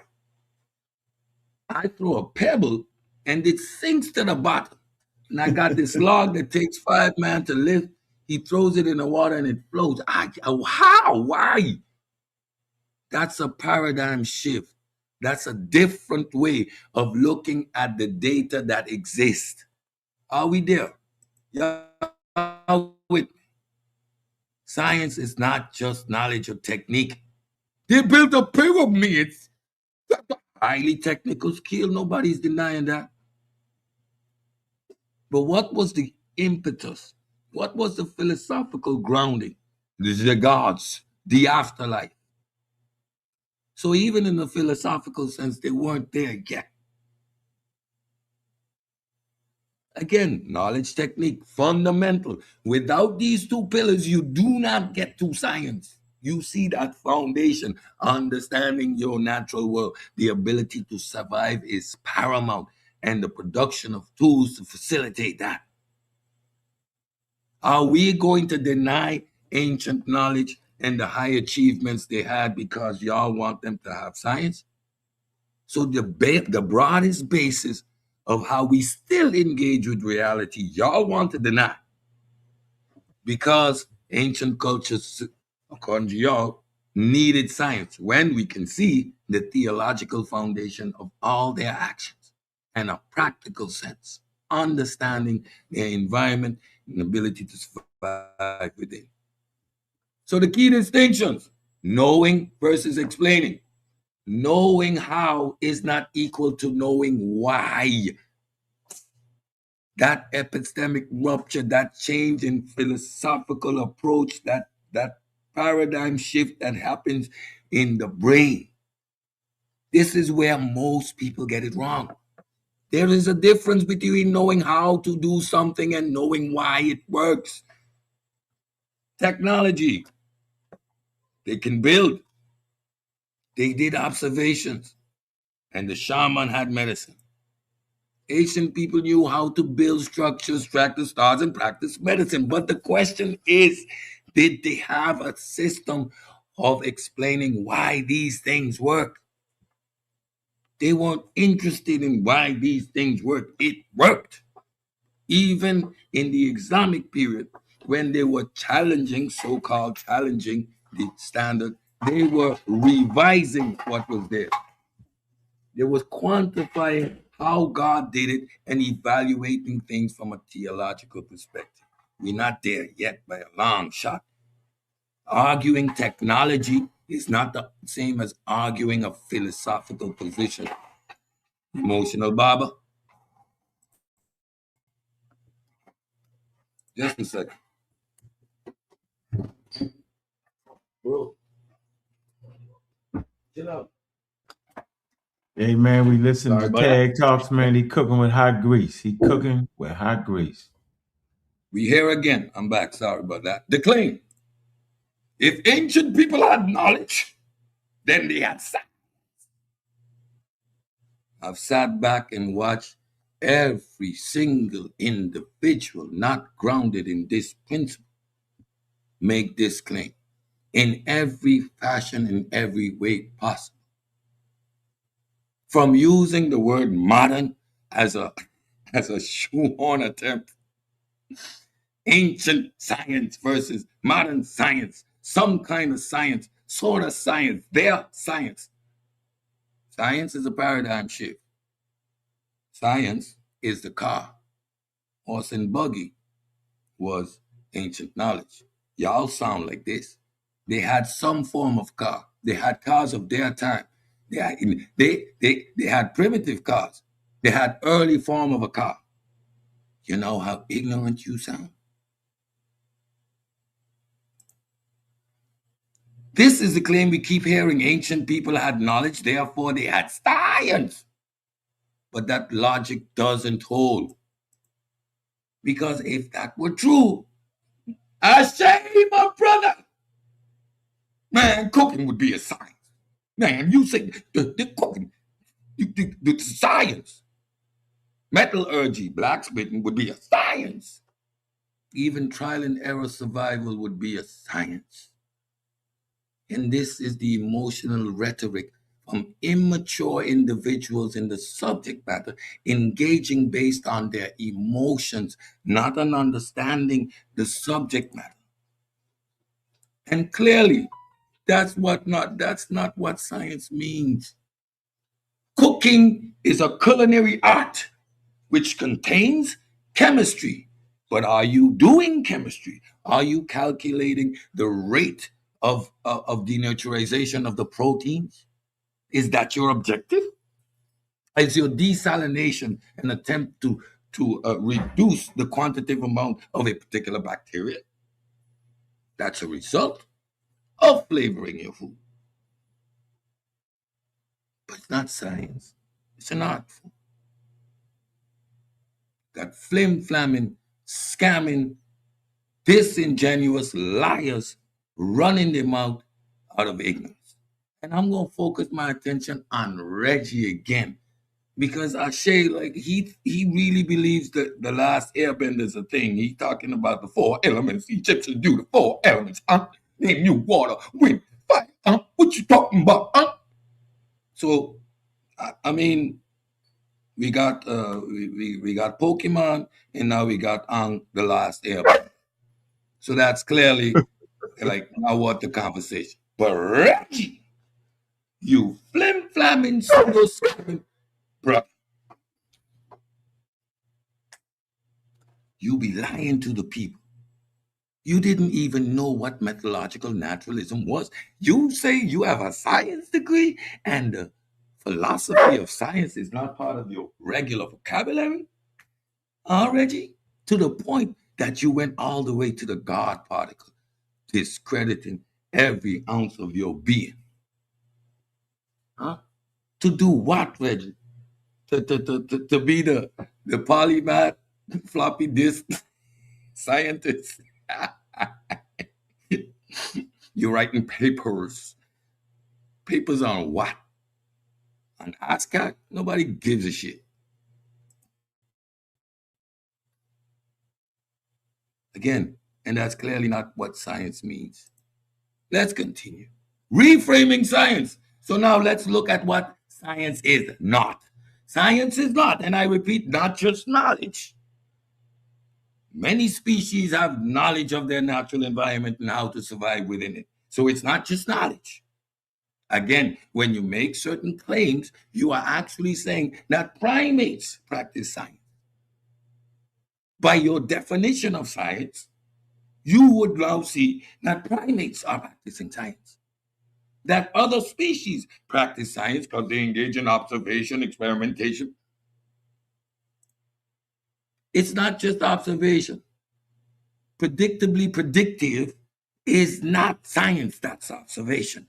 High level, required knowledge is the foundation. Without it, you don't get to science again. So do not come after me and say I'm discrediting, downplaying, undermining. Leave your emotions out of every conversation with me. I don't care about it. Just technique. They put the pyramids. Did they have running water? Did they have AC? Could you plug something in it? It wasn't a functional unit for somebody to actually live. It was a monument to the dead. A monument to spookism. Science produces monuments to discovery, space travel, not monuments to the dead. Science is not just knowing something, just observing something, or just doing something, because humans have been doing that for tens of thousands of years. Idiots. Harnessing fire. Well, stupid say, well, you see, well, you have to understand that science of fire, because you could have stand in the cave, or you could have gone out and collected the fire. This is telling you, then, folks, Neanderthal, Denisovan, harnessed fire. They were practicing science, or science of their time. They were doing combustion of their time. Y'all see, I can't even take y'all serious. Infantile. Ignorant. What is science? Science is a method of explaining reality. Science is something much more specific. Science is a method of explaining reality. It is not just describing it. We look at the scars and we see at 1 o'clock, we see, very accurate chronicling of observations. That is necessary. That's the science that my daughter does in the 3rd grade when she's trying to plant a tree, and the teacher tells you do the science experiment. And she puts the seed on the cotton, and she's observing and methodologically describing and documenting the process, and there's a particular vocabulary that is required to be used so that it remains objective versus subjective. These are the knowledge you see over there in the corner, the building blocks. My daughter is doing science. Is she? No, that's what it's colloquially called. Fortunately, she has a educated father in the subject that when time comes, we can put things into proper perspective. If y'all had a daddy like me, y'all wouldn't have been sitting up there thinking Pokemon is evolution. But I digress. So, but explaining it in a systematic, testable way. Methodological naturalism. Methodological naturalism. See that? Let that stay in your head. Systematic, testable way. So, what's the missing piece? What makes science science? Now, here's the real question. What makes science science? What separates it from everything that came before it? Because that distinction is what the entire community is missing right now. I knew Ed Reggie had a problem when I explained and I talked about the paradigm shift that is required. The fundamental way of viewing the natural world shifted. We saw things from a different. Reggie came and told me the word is incorrect and a lot of flim flam nonsense just because he doesn't understand what he's talking about. There is no modern science. Y'all reading documentations that y'all shouldn't have been reading because it was not meant for the ignorant. So in those documents, science is being used in its dualistic form, in its broad sense, ancient science, ancient knowledge, the base of the pyramid. And when they contrast that with modern science, they are talking about methodological naturalism. However, when you see that, they are talking about the systems of acquiring knowledge. One, empirical based and methodological naturalism, and the other was their systems of gathering knowledge. So you read a document, see ancient science versus modern science, and because y'all not grounded in the subject, y'all read a material which you should not read because you have not done the prerequisites, you have not been initiated in a terminology that fits y'all paradigm. This is why y'all sound ignorant and stupid to those of us who understand what's going on. So the answer is coming, methodological naturalism. Although we did it before, I am going to take my time and go into the natural philosophy and break down the steps which led to the development of methodological naturalism. Because you see, again, in that branch called philosophy, there are also steps before you get to methodological naturalism. I'm going to give you the answer, but not today. Because if I just say the term without building the foundation, it's going to go right over people's head. I've noticed that, so I need to go back to basics and build you up to where you understand methodological naturalism and how it comes out of natural philosophy. Just for side note, what is a P in PhD? Doctor in philosophy. So we're going to take it step by step. Put that in your paradigm. I've been singing this word for over 3 years now, and y'all finally here. It took y'all almost a college curriculum, 3+ years to get to where we've been, and y'all don't want to sit in the class and learn. You think you have equal understanding, and that's why y'all look stupid, emotional, and silly.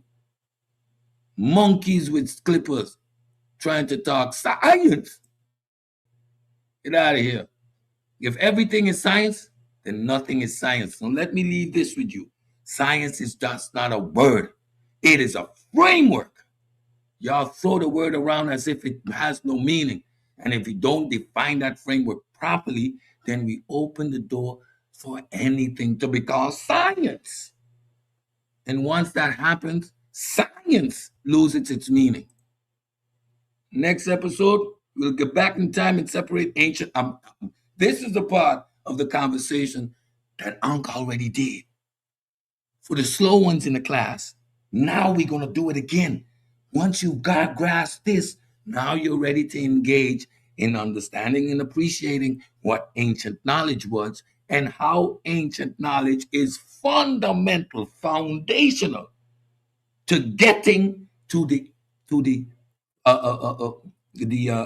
philosophical framework and the paradigm shift that produces the concept called science. No more retrofitting of this term, please. It's the most annoying aspect. It illustrates your ignorance to the subject. With that, I'm good.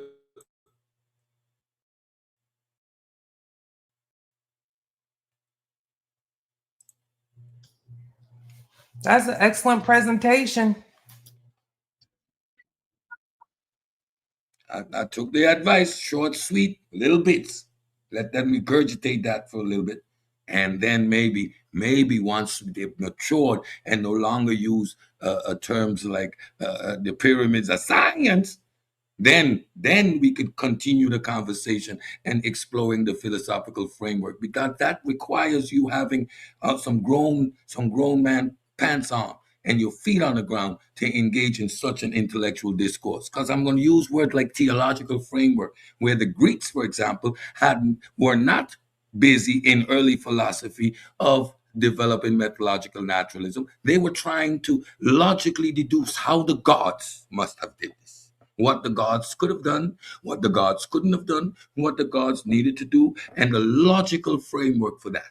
I've done the exercise of talking about David Hume and how his position of empiricism led to a fundamental need to have evidence-based arguments, phenomena, and solutions. With that, you got the floor.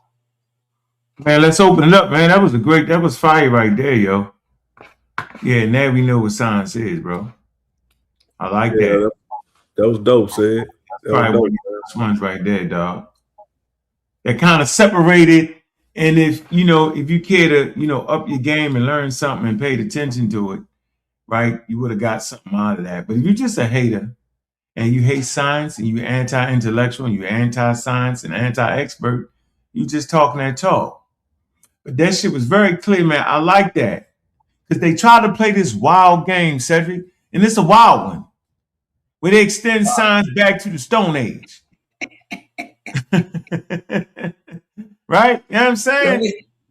Don't make me pull up Neanderthal. Neanderthal practicing science. Hunting, cooking, fire. Hey, science, technology That's is the thing science. right there, yo. If y'all got some heart, hit the panel, man. Let me run this commercial real quick, man. It's another one gonna get beat up, right? Y'all make sure y'all, for the religious amongst us, man, is the Bible the word of God, man. CQ Keller versus Easy Bands. Yeah, it's going down. April 12th, man. Be there because I'm gonna be there. All right. Hopefully we can get that contest with the Moors. Everybody can see that. I know that's coming out. And we check this out right here, man. It was packed house. Let's see this get packed out, man. Make sure I support that, man. Them links gonna be in the underneath the video. All right, man. Do that, man. We listening to Tad Talk, man. Sad Talk, man. It is what it is, man. That was very fire. Very fire information, man. Formulate your questions around the presentation. All right. Where you at, JJ? And then we got Lex. Appreciate you for coming back, brother. Keep in order, man. Go ahead. Where you at, JJ? No, JJ 2000. Go ahead. All right, he must be. Let me get him off here. He ain't in here. Lex, you got a question for the presentation? Did you learn anything? Yeah. I have a question for Cedric, and it was a pretty decent presentation. Thank you, bro. When it comes to the scientific method that's laid out now, in terms of testing hypothesis and repeating, will that method ever change?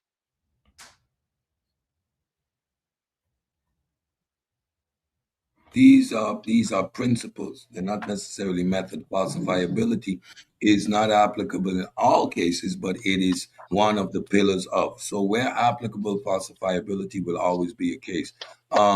Hypotheses are either with a natural phenomena, or you posit a hypothesis as a novel testable prediction. So these principles are going to remain foundational. What is going to change is the technology, our tools, what we are able to measure and understand. And these are going to create paradigms in and of themselves. We see this continuously. The paradigm shift where fossil records went from the number one piece of evidence to now genetic based evidence, right? So you see, with more technology, we produce more science produces new questions produces new technology, and that helix continues to move forward. Cool. So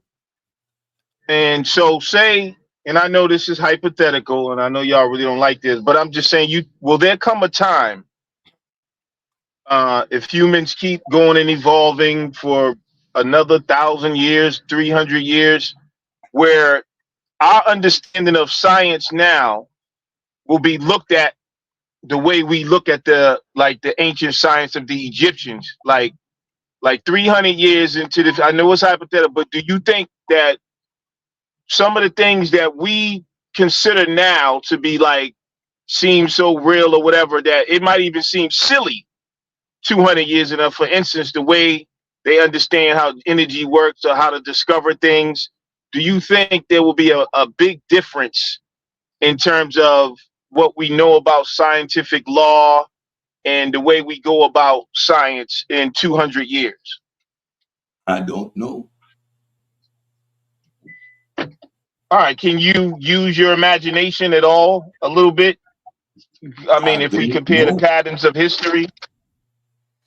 That epistemic rupture, that paradigm shift produce a foundation on which we continue to build. The foundation ain't going nowhere. These principles are inherent to the process.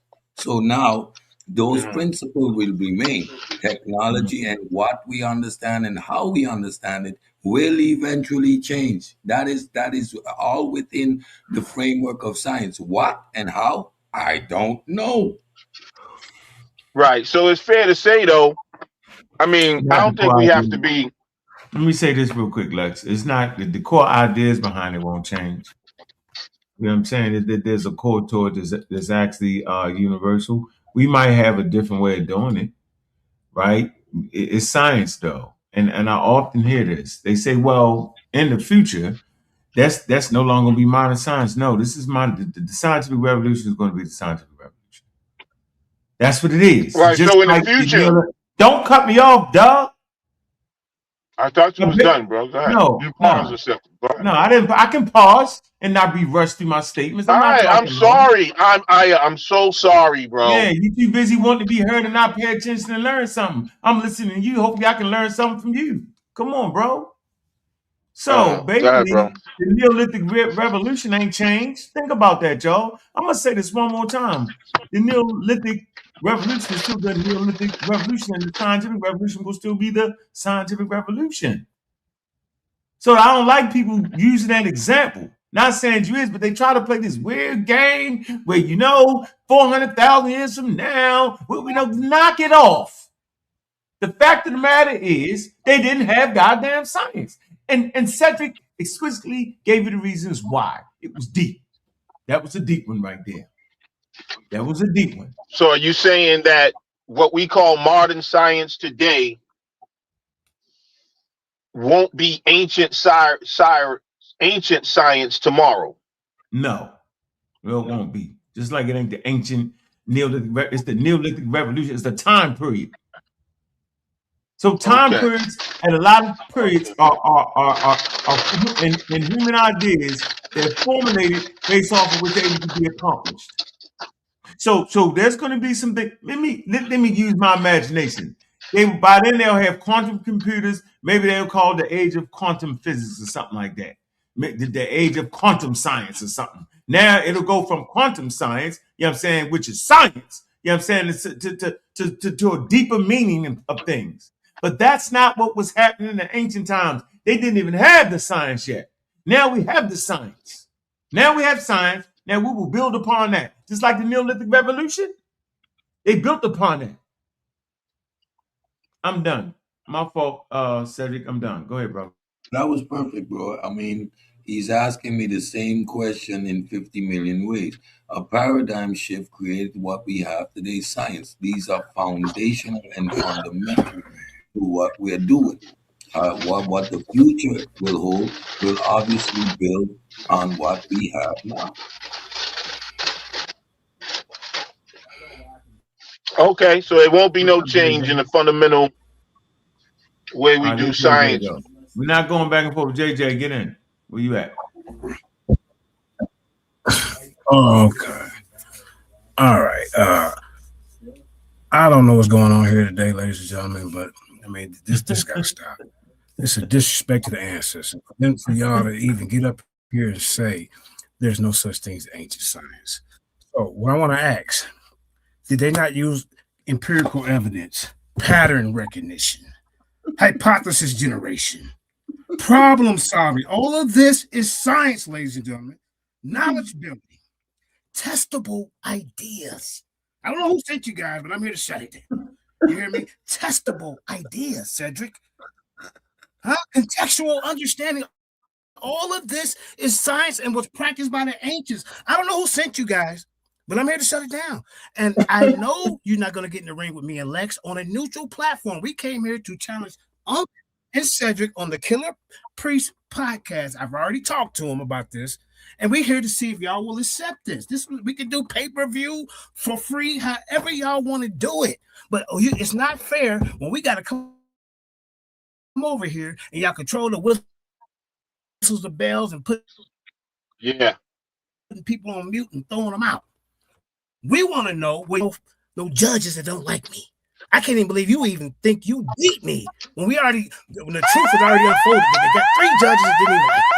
And then you don't even know what a goddamn affirmative.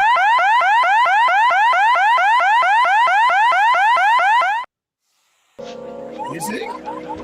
Oh, what a tangled web we You must be looking in the mirror. First we That's all I can practice see. to deceive. Because this is I've been trying to get these guys on a neutral platform for 10 years. They won't do it because they can't control that mic and have a real convo where you can really get down to the nitty gritty and the details.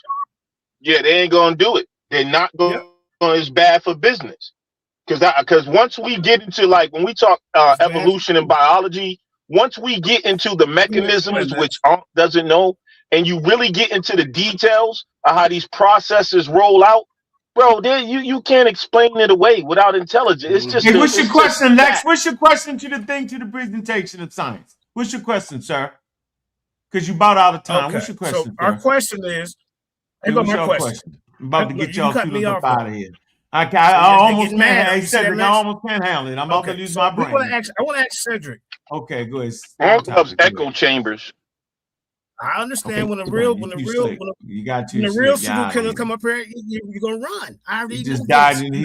Lex just died today. I thought he said something too slick. Hold on for a minute. Lex just died.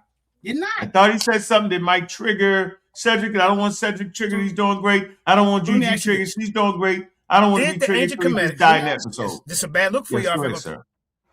Go ahead, sir. This is why I know you can't deal with us. No, go ahead, sir. Okay. So, Cedric, did ancient Kemettics deal with testable ideas? That's my first question to you, sir. Go ahead.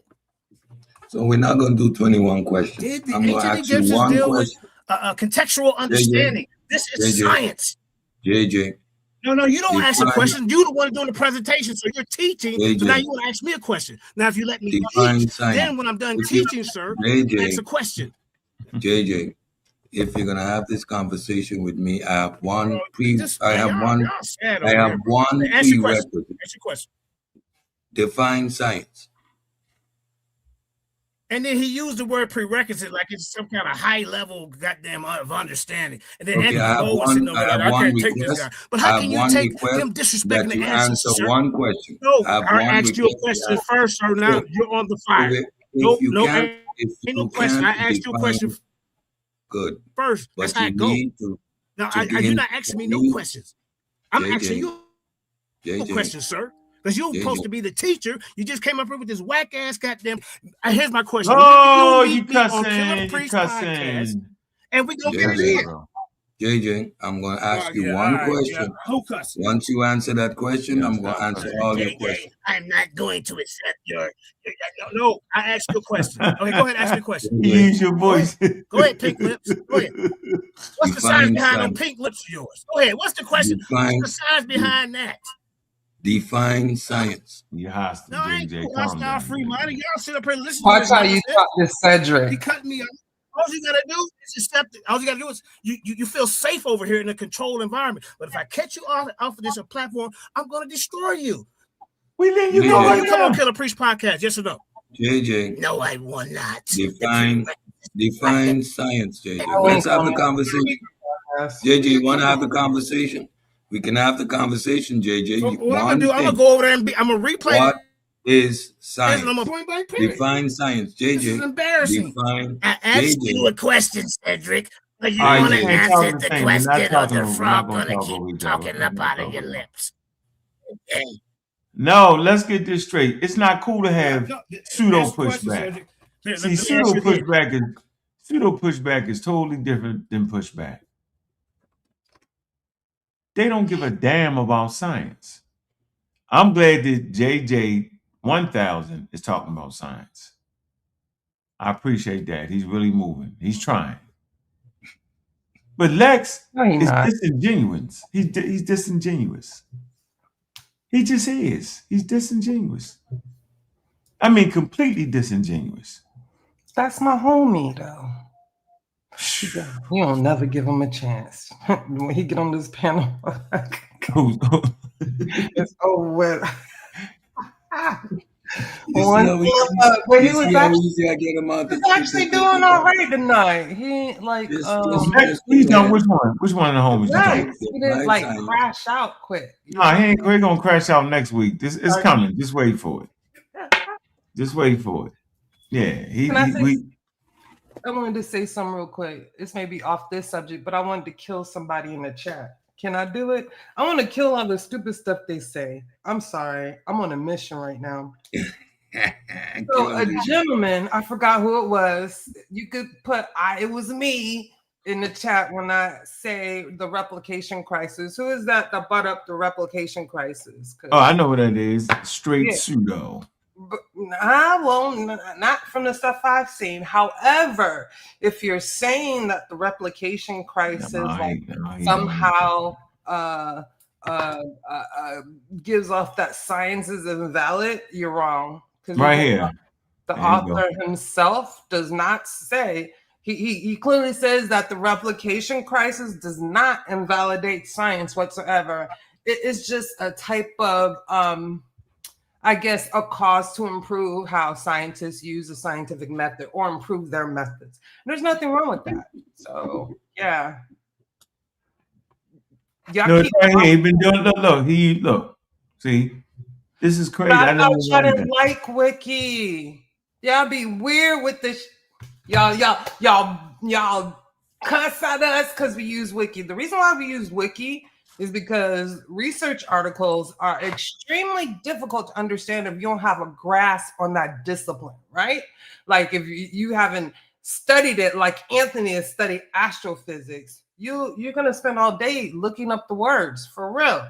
So with Wiki, it's very clear, it's very simple, but it establishes, what needs to be established, right? And also it provides very good sources. I don't know why I hate Wiki so much, but when y'all want to prove y'all BS, y'all run straight to Wiki. Because do you actually know how to look up a real article?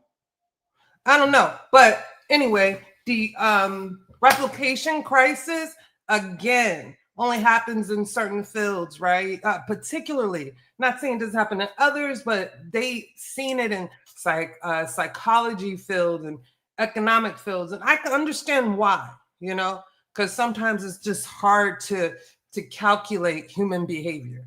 And that's just a thing, you know? I don't know what to tell you. We can summarize, pontificate, or whatever they call it, but it's just hard to, you know, nail it. So I can see why they can have problems in those areas, all right? But it doesn't, you know, doesn't disregard science in any way. It doesn't, diminish science in any way. So that's the problem. Yeah, okay. Another one dead. Okay, all right. Hey, man. Yeah. You were gonna say something? It's a straw man with regards to the hard sciences. Oh, it's actually saying in these particular areas, in terms of medicine and psychology, where the human subject has a high level of subjectivity, which makes results hard to reproduce. Doesn't mean that these hypotheses are ungrounded, but when you want to successfully peer review that type of work or reproduce that type of work, it becomes a bit difficult because of the subjectivity of the subjects. Facts. This is not an issue in the hard sciences. Right.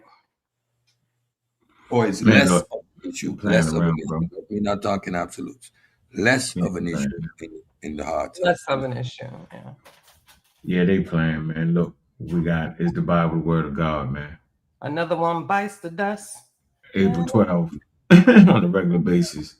April 12th, man. Make sure y'all get the tickets, man. It's gonna be in the description of the video, man. Yeah, shout out to Sekou. Sekou Killer and the Easy Bands, man.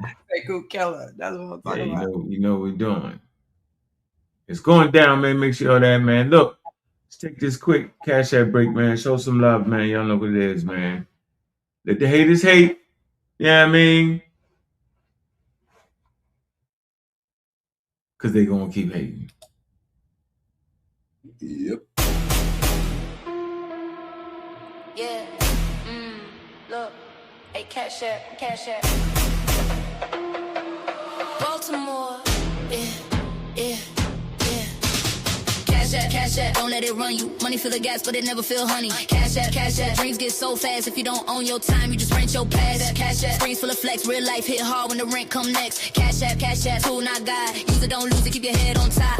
Lend a mill, lend a bill, lend a pay me now. Everybody yell, get it like a sacred house. Timeline full of blessed, but the stress still lurks. Same folks posting gas, still drowning in hurt. Explosions of cash in the camera flash, but the lights cut off when you can't make it last. This ain't a trick, but it move like a spell. Type in the amount for that dopamine swell. Quick tap, quick send, quick high, quick drop. Then you back in the cold when the real don't stop. I done seen love turn transactional quick. Send some in the DM like that's all it is. Cash App, don't let it run you. Cat, don't let it run you. Cash App, don't let it run you. Don't.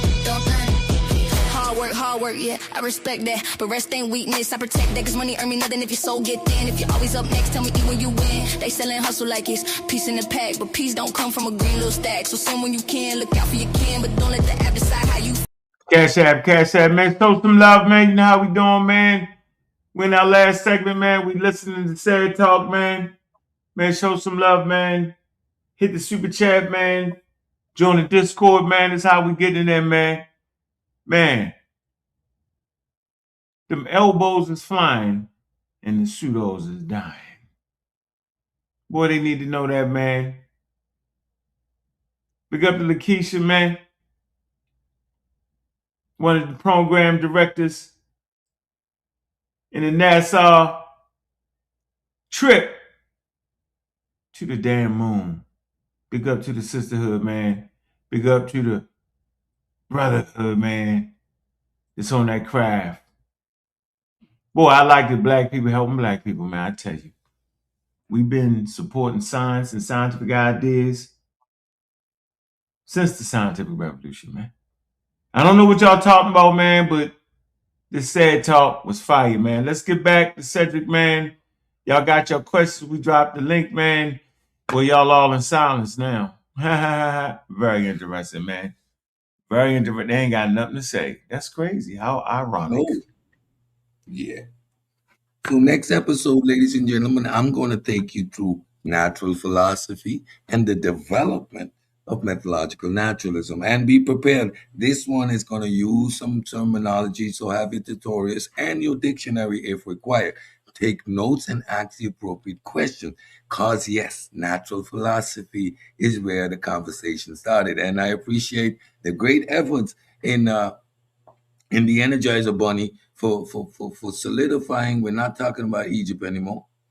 We're staying right in the arena of natural philosophy. We're going to take it to the Greeks and then we can come up to where we are. So now nobody's emotions is in the play anymore, right? The Energizer Bunny did its thing. He put the back trees where were necessary. And now we know that this conversation starts at Greek philosophy, natural philosophy. Yeah. Thank you very much. Appreciate it. Yeah. The emotional There's a Bible. reason why. No, go ahead, my fault. With the Clippers. The emotional monkey with the Clippers. That was an excellent demonstration in how you say appeal to emotion. You were pulling on the heartstring. You make and finally came to the conclusion that indeed Dr. Ben Carson is a high-level brain mechanic. He is not a scientist. So no one discredited me. So you see again, Chef, you're always behind the ball. You're 3 years late. I had this conversation with you how long ago? Too stubborn to get it? I do not expect him to understand evolution. And because your appeal to authority and not an actual one in the subject makes you think he knows evolution better than anybody on this panel, I will beat the brakes off of him and you on any given Sunday. Y'all just not equipped. We are in a particular space and we do, and we have the integrity and the diligence to go through the exercise. Y'all know why I know so good about monophilology? Because Gullah whooped my ass back and forth. And if you're sincere and honest, you follow the science. Your integrity is paramount. Confirmation bias, Reggie, is not a way to do scholarship. You are full-fledged pseudo. At this point, you have no credibility.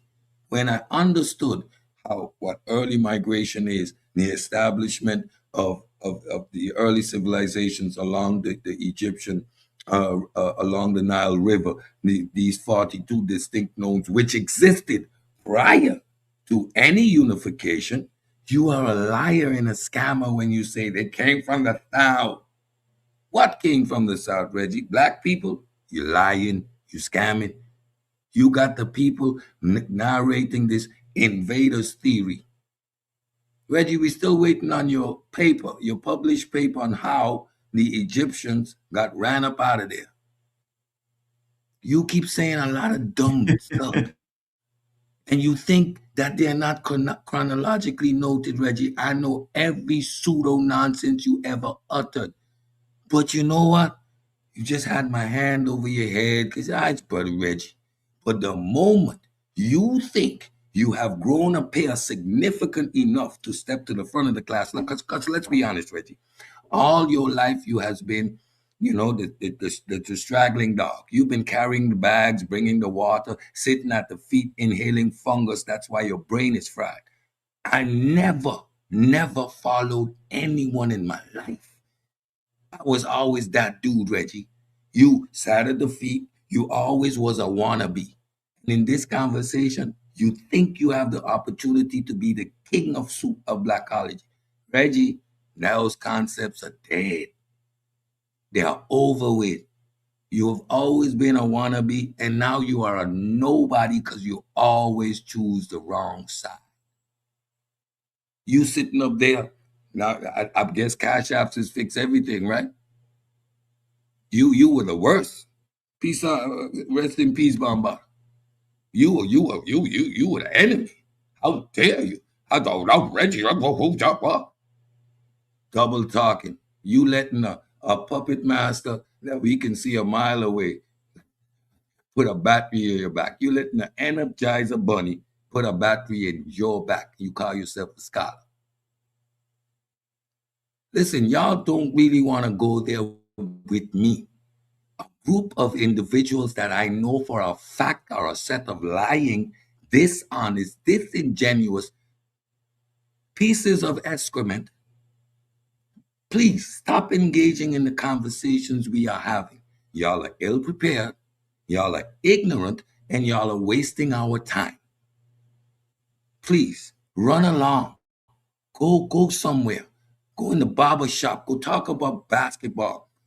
Talk about your support for a tyrant that is now screwing up the world. Go and express your utter ignorance in how your decision making has led to the downfall of the Western world, pretty much. That's what you individuals need to talk about. Leave us alone. I'm not interested in nothing you talk about. So I'm going to continue to teach. I'm going to continue to stay in my lane. Leave me out of y'all diatribe. Don't leave him alone. Don't leave him alone. Keep running up and Go get ahead. beat down. Go ahead. I'm going to enjoy beating you. I'm going to enjoy kicking you in the mouth. I'm going to enjoy showing how stupid you are. Every day, all day. Man, you had a crazy conversation. Lex is crazy. Why do humans got fingerprints? Because God gave the intelligent designer gave us fingerprints, yo. Does that end it for you? Tongue and all that unique patterns come from the intelligent Chatty in design. the patty. Ifa, hit the link. Come challenge my presentation, Ifa. Yeah, he won't. You're on Facebook doing all that wildness, making a fool of yourself. Come up here, make a fool of yourself in front of everybody. Come up here. Tell me how you feel and how you don't like, and your emotions are getting in the way. Eva, what? Eva, you've been selling bean pies, right? Eva, if you ever was at the point you've been selling bean pies, Eva, you are not in a conversation with me. Ever. I was never that slow. Never. Even remotely close. Hey, look, what we're gonna do is though, Cedric, we're not gonna talk about the man's sexuality and all that. We're gonna get off of that. We got to get off of that. Who? Corey? No. No, we ain't talking about Corey. No, we ain't talking about that bitch ass nigga. We talking about Ifa. Watch your mouth. No cussing on the panel. We talking about Ifa. For me? Ifa sells bean pies. I ain't worried, Ifa.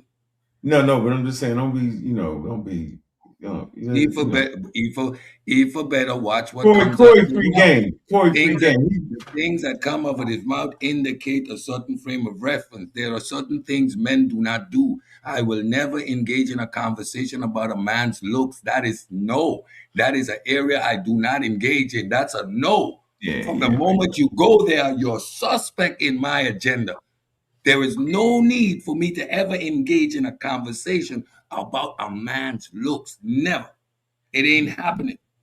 And the moment you do that, that is indicative of a frame of reference. It says you're a damn jailbird. It says that that's the kind of conversation. Who you talking about? Who you talking about? Ifa. No, get off Ifa. You gotta get off. Ifa needs to stop. Yeah, Because every time you continue to talk about my physical features, that means you actually looking at me, bro. You weirdo. JG did it. JG was staring at your lips. That's weird.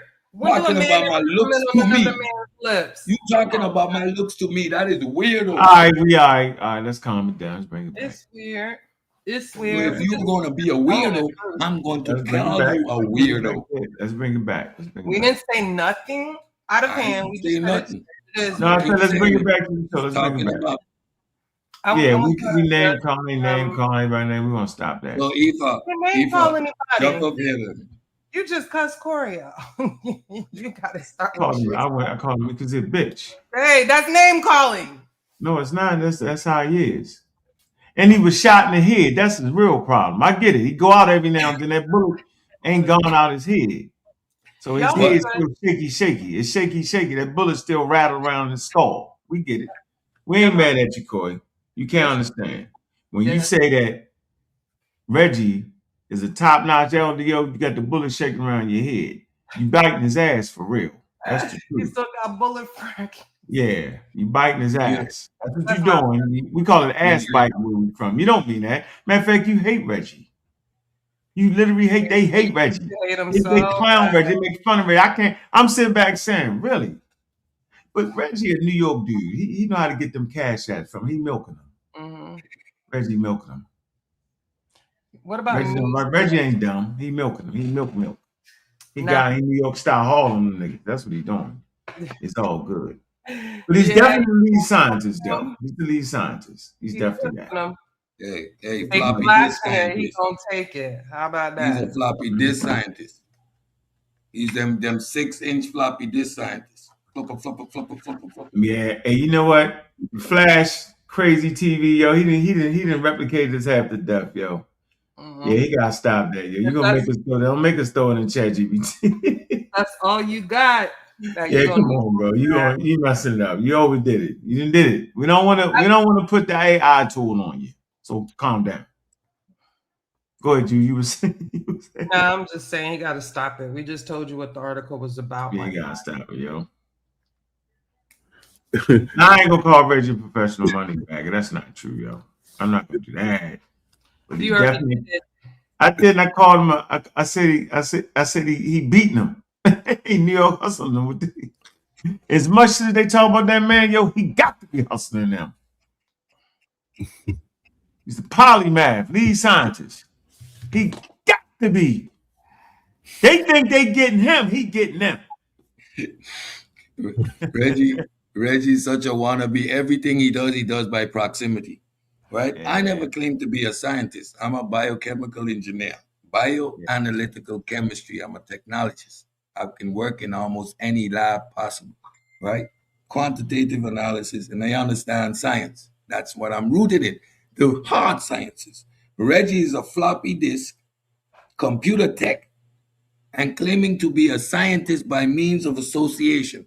And Reggie said his ex-wife is a scientist. No, I don't want to talk about none of his wives. I'm repeating what Reggie said. Yeah, I don't want to repeat it.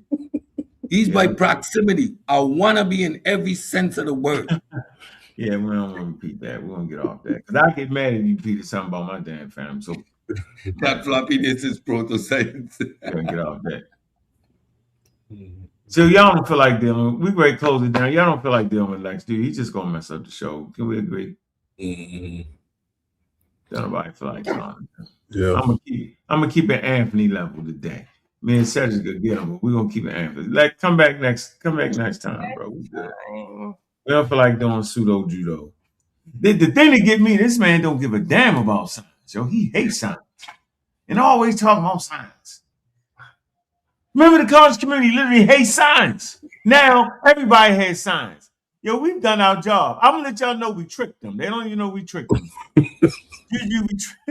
They so damn dumb we done tricked them. Now they into science. How y'all let us trick y'all like that? Look, voodoo. They ain't talking about black group science no more. Wow, we had science. I'm loving this, man. I'm loving this, man. We got him. You know we won. Hey, that Mount Olympus is serious. That Mount Olympus. They mad because we on Mount Olympus, yo. They mad. Stop hating. We got the golden ladder. It ain't like we just up there by ourselves. Ain't no fun sitting at the top. Yeah, I mean, ain't no fun up here. It's rare air though. Bring your damn mass of intelligence because the air is real thin. Why can't it be Mount Kilimanjaro? No, hell no, because they ain't have science. Mount Kilimanjaro. No, till they start respecting traditional African knowledge systems, yo, they don't deserve it. Till they stop what? Until they stop disrespecting traditional African wisdom, which raised African civilization to the highest level. Should they stop disrespecting that? Should they actually learn what the ancestors actually did? Yo, they don't deserve. I'm tired of playing this game. Jabari in there with the fake Egyptian thing and act with the fake West Side. They faking. Nobody really wants to study traditional Africa at all. They want to make up shit. They want to bring shit from here to back there. Yeah, I'm tired of that, man. I can't take it no more. No, they don't deserve to be on Mount Kilimanjaro. How about that? You know why I said that.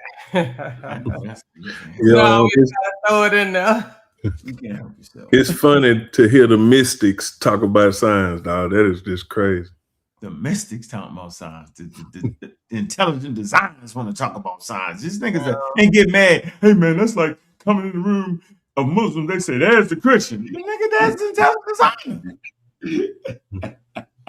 I hadn't heard, well, I ain't gonna say I hadn't heard, but boy, James going in the chat, dog. He going in. He's gonna hit that link, though. He just told me he can go out to a dog place and see everything with the naked eye that I can see with the telescope. Just show me, dog. I bet you can't see Series B. I bet you can't see that. You need a matchstick to keep his eyes open. open. Hey, on that. You can't see that with your eyes. I bet you. You don't have the Dogon matchstick. Man, y'all lying. He ain't say that yet. Why y'all lying on James? James ain't say he go outside and do that. He definitely said that. He told Anthony. When I dried my eyes, dog, because he had me crying from laughing. He did say he was just kidding, though. So I can. I had to dry my eyes to see it, dog, because I was laughing so hard. That's funny. Hey, James, you know we got all them clips, though. We're going to play them clips. We got you for running your mouth so much, James. And I ain't going to lie, James, I like you. You got my number. You can call me anytime. I ain't beefing with you. Chef and them niggas can't call me. You good. Yeah. He definitely got. He got. You just funny, yo. He got that zhuzh boy. He don't quit, don't stop type. You feel me? You gonna stand on his square, but I don't like you. Sorry. Yeah, I like James, man. James, I don't know what y'all talking about. Reggie thinks science is connected to religion. I can't believe it, man. This is crazy shit up, yo. Like, did y'all realize that he can't even think? Oh, hold on. Get this. Y'all sitting there and listening to a person on this subject, because I'm pretty sure there's subjects that Reggie do good at. But this man is sitting up here saying because they used the word, watch this, God particle, which ain't even what it was actually called, that they are attaching a religion to it. That is crazy work right there, yo. You know, disingenuousness, bro. That's where you draw the line. He's disqualified from this conversation if you don't know what technology is and you're reframing science because methodological naturalism puts the Egyptians out the game, bro. Your confirmation bias and your blackology has rendered you null and void. You're obsolete. Yeah. Hence De Niro. Why did Lex think he's smart? He say, you got to stop being emotional when you challenge by a real smart nigga. You're not smart, you're an idiot. That's the problem. You trying to scam us. If you had real serious questions, right, that's different. Because we can say, we don't know, let's look it up. But you scamming, you trying to hide your hand. Your hand is ID. We read it. It's pseudoscientific, bro. I'm not sitting up here playing with you. You're not stumping me. You're stumping yourself. Yeah. You think I don't see it coming, bro? Like, that's why I answer you the way I answer you, and you can't get around that. I don't know. I don't know. How much more ways can I don't know.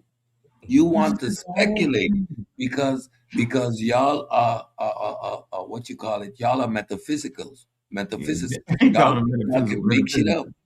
Y'all can make it up. I can't. James, get up here, make it on the panel. Just express yourself, man. Get on the panel. No, James. Express yourself, man. The Dogon. So the Dogon didn't tell Europeans about the stuff. You know what? You can't get on the panel. We'd already be Wu-John them up on it. Look, James. Let him get on. I really love to hear this. Until I know I like James. I ain't gonna lie. Through all the fights and battles, yo. I still like you, James. You good people, Joe. You crazy. I don't want to hear none of that until you can come to me and tell me that the Dogon or the Egyptians or the Babylonians or whoever knew about the planets Uranus and Neptune. They got to know about them first before they can go to Sirius B. Now, come on now, stop it. You're talking about something the size of the Earth that is 9 light years away and is not emitting any light. Come on, bro. They did some slick shit to find the planets, man. I gotta read. Y'all need a show on that. Y'all gotta do a show on that. Gary. Y'all do. That's a nice thing to talk about right there, yo. I mean, they didn't see that, dog. And that's that's much closer. What do you mean the message? Much closer. Can you highlight Zane's comment? I think that's hilarious. Has how you correct Reggie? You was on the panel. Y'all ever heard Has De Niro before? I never knew he was on the panel. Let's see. You got to tell us what your name is in like the Discord or whatever. If you change it up, unless you want to say. You want me to wish me comment? Huh? Who comments you want me to highlight? Zane. Oh, Zane. The Sudinis of the internet. And hey, that could have been a discussion in the chat. Reggie liked to argue in the chat too. So. Oh yeah, he liked to argue in the chat. Like Houdini, you feel me? Houdinis. Man, I'm saying thanks for the hey, Gary. Appreciate the cash app, man. Damn. Houdini.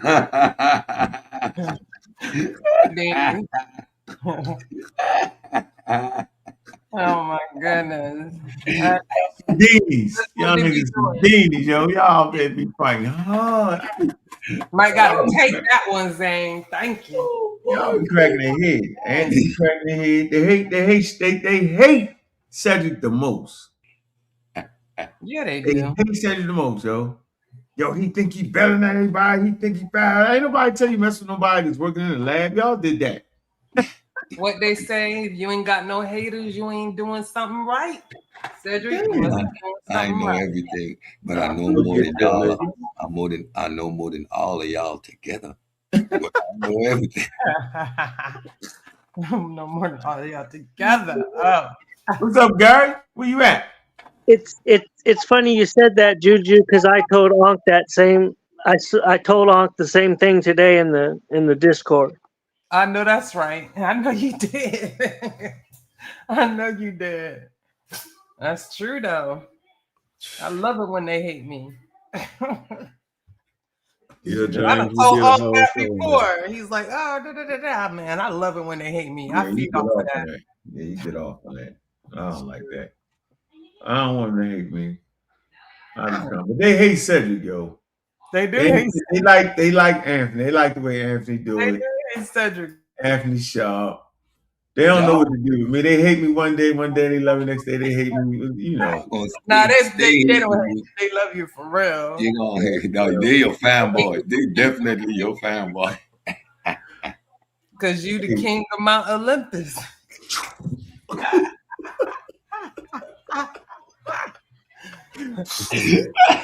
Need a space shuttle to get to us. Right. Hey, Andy, they ain't on the space shuttle yet.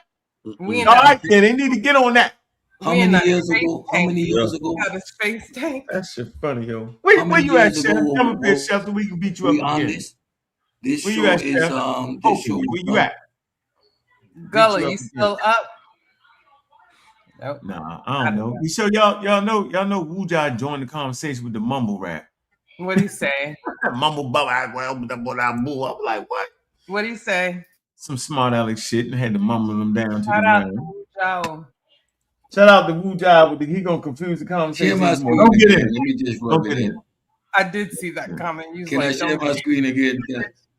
What'd you say, Juju? I got him, didn't I? Share my screen again. But I didn't read it.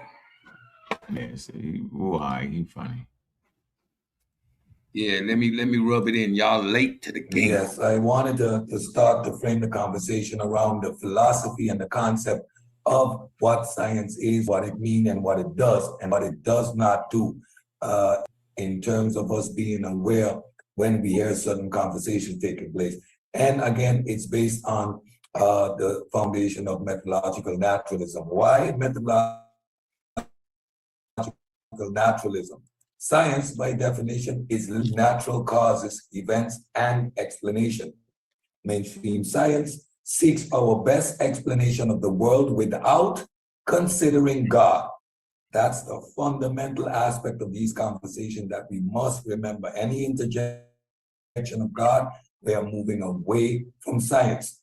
Currently, science does not search for all sorts of truths. We hear that also being interjected into these conversations regularly. Rather, science is limited effort to explain the world. So y'all late to the party. That's why y'all gonna continue to get beat up. We been done this. I know this stuff in my sleep. You can wake me up at 3 a.m. I'll preach this to you. I'll take you to the history step by step. I'll give you the key points. I'll explain to you the philosophy behind it. I'll explain to you how David Hume challenged Aristotle thinking, which developed a system of empiricism. See, y'all not grounded in this subject. That's why I'm gonna beat the brakes off of each and every one of y'all any day, every day, all of y'all. So if you're not talking about methodological naturalism, you ain't talking about science. Yeah, they done. Man, we had a good one up here, man. We almost at the 4-hour mark, man. You got to close them out there. Cedric, close them out on the TED Talk, man. Yeah, that was my final statement. If it ain't methodological naturalism, it ain't science. Man, y'all done heard the book of Al-Jahid today, right? Y'all done heard the Galaxy and Beyond, man. It's a fire-ass logo right there, man. Y'all done heard TED Talk. Y'all done heard me talk that talk. You know why? Because we walk that damn walk, man. Man, hit the dab Cash App, going out the door, show some love, man. We're going to keep rocking, man. Those that support science, man, support us, man. I'm going to make sure that I bring them links tomorrow, man, where you can get your kids to go ahead and sign up for the online STEM camps, man. That's what we do. I don't know what y'all doing. Have no idea, but I know what we doing. We standing tall and strong, man. We ain't playing with them, they playing. They playing in the sandbox, in the lower pool. We ain't doing that. Man, you know what we doing, man. Y'all just got to stay literate, man. Go out the door with 2 songs. This was a great one today. It was good. Go ahead, Juju. You got something to say? Close them out. Yeah. Scientific literacy is the weapon. Pseudoscience is our target. Y'all better be careful out there.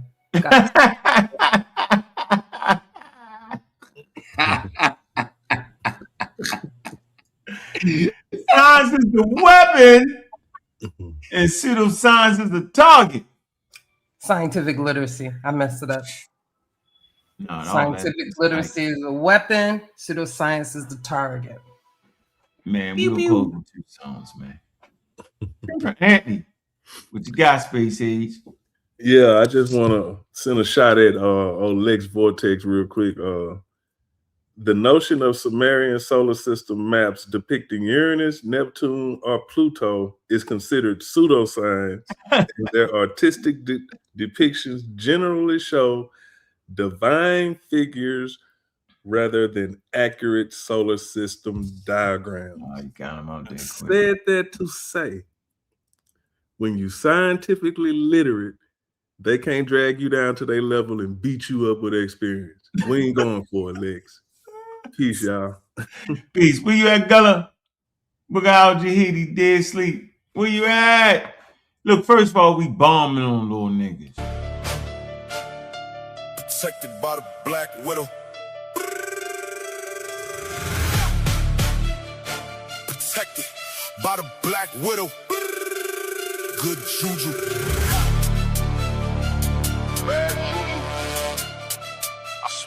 loud on the mic. Knowledge to the people. I speak loud on the mic. Knowledge to the people. I speak loud on the mic. Knowledge to the people. Where the fuck you been? Bomb little niggas again. We buck the trend. It's been a trend. Poor desert. Eagles again. Never say this line again. Never sipping Heineken. Black Panther riding again. Always on my mind to win. I'm where I'm supposed to been. Black Widow protect me. Feds lose again. Nigga, cheat to win.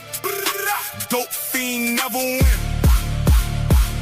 I speak loud on the mic. Knowledge to the people. Protect the youngsters. We poor desert eagles. Never say this line again. Never sipping Heineken is where I win. Black Panther riding again. When naggers break wild, no slack. I'm cutting like an axe. Kiddo can't cut in the tracks. Good juju. Bad juju. Never been in the game but stay crewed up. We answer beepers, can't be tracked, computer hack. Protect the weaker, don't wear tattoos. But if I did, it be the reaper. Never say this line again. Let truth be where we begin. Christians talking reckless, claiming we born in sin. Capping, let us begin. Pseudo killers to the rescue again. Never tripping. We teaching STEM. Forces those tripping. Choose again to the pseudos. It's always grim. We play to win. God killer again. Always time to defend. Bet the trend. King souls to the king. If I can't. Chill and be Ken. Malcolm Finch, those niggas for the win. TED Talk, bitch, walk. Fans time enough for them youngins. Space age, Africans. Anthony with the space. And yeah, jump, we smacking them.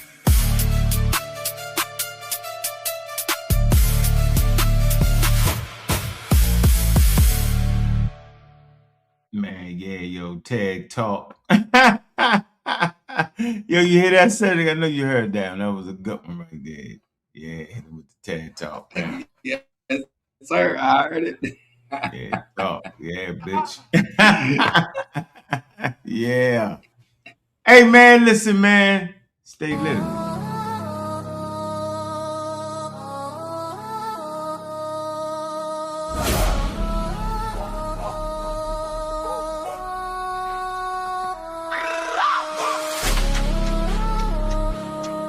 Stay literate.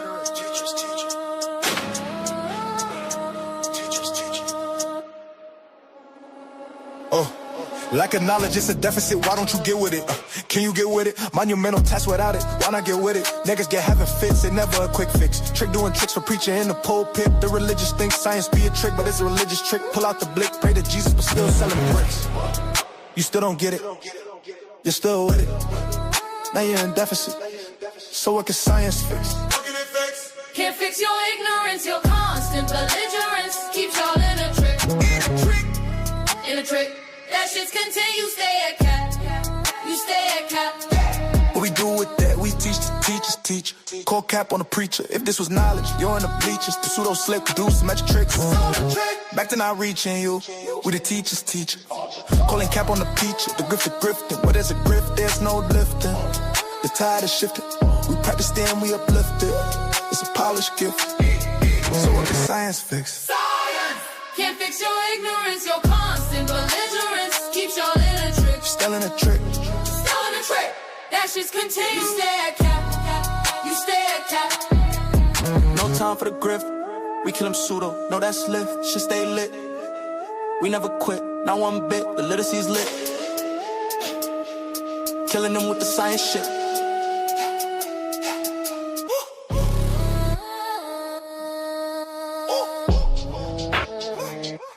Teacher.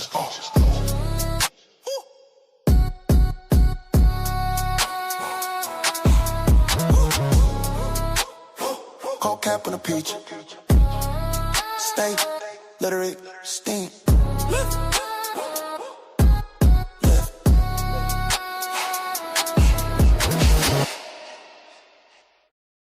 Man, I see you, man. Look, I'm your host, Bobby Banger, man. Y'all listen to the Mesh 'em Up, man. The book of Al-Jahid. TED Talk. Galaxy and beyond, man. Y'all know how we did today, man. With that, we out. Peace.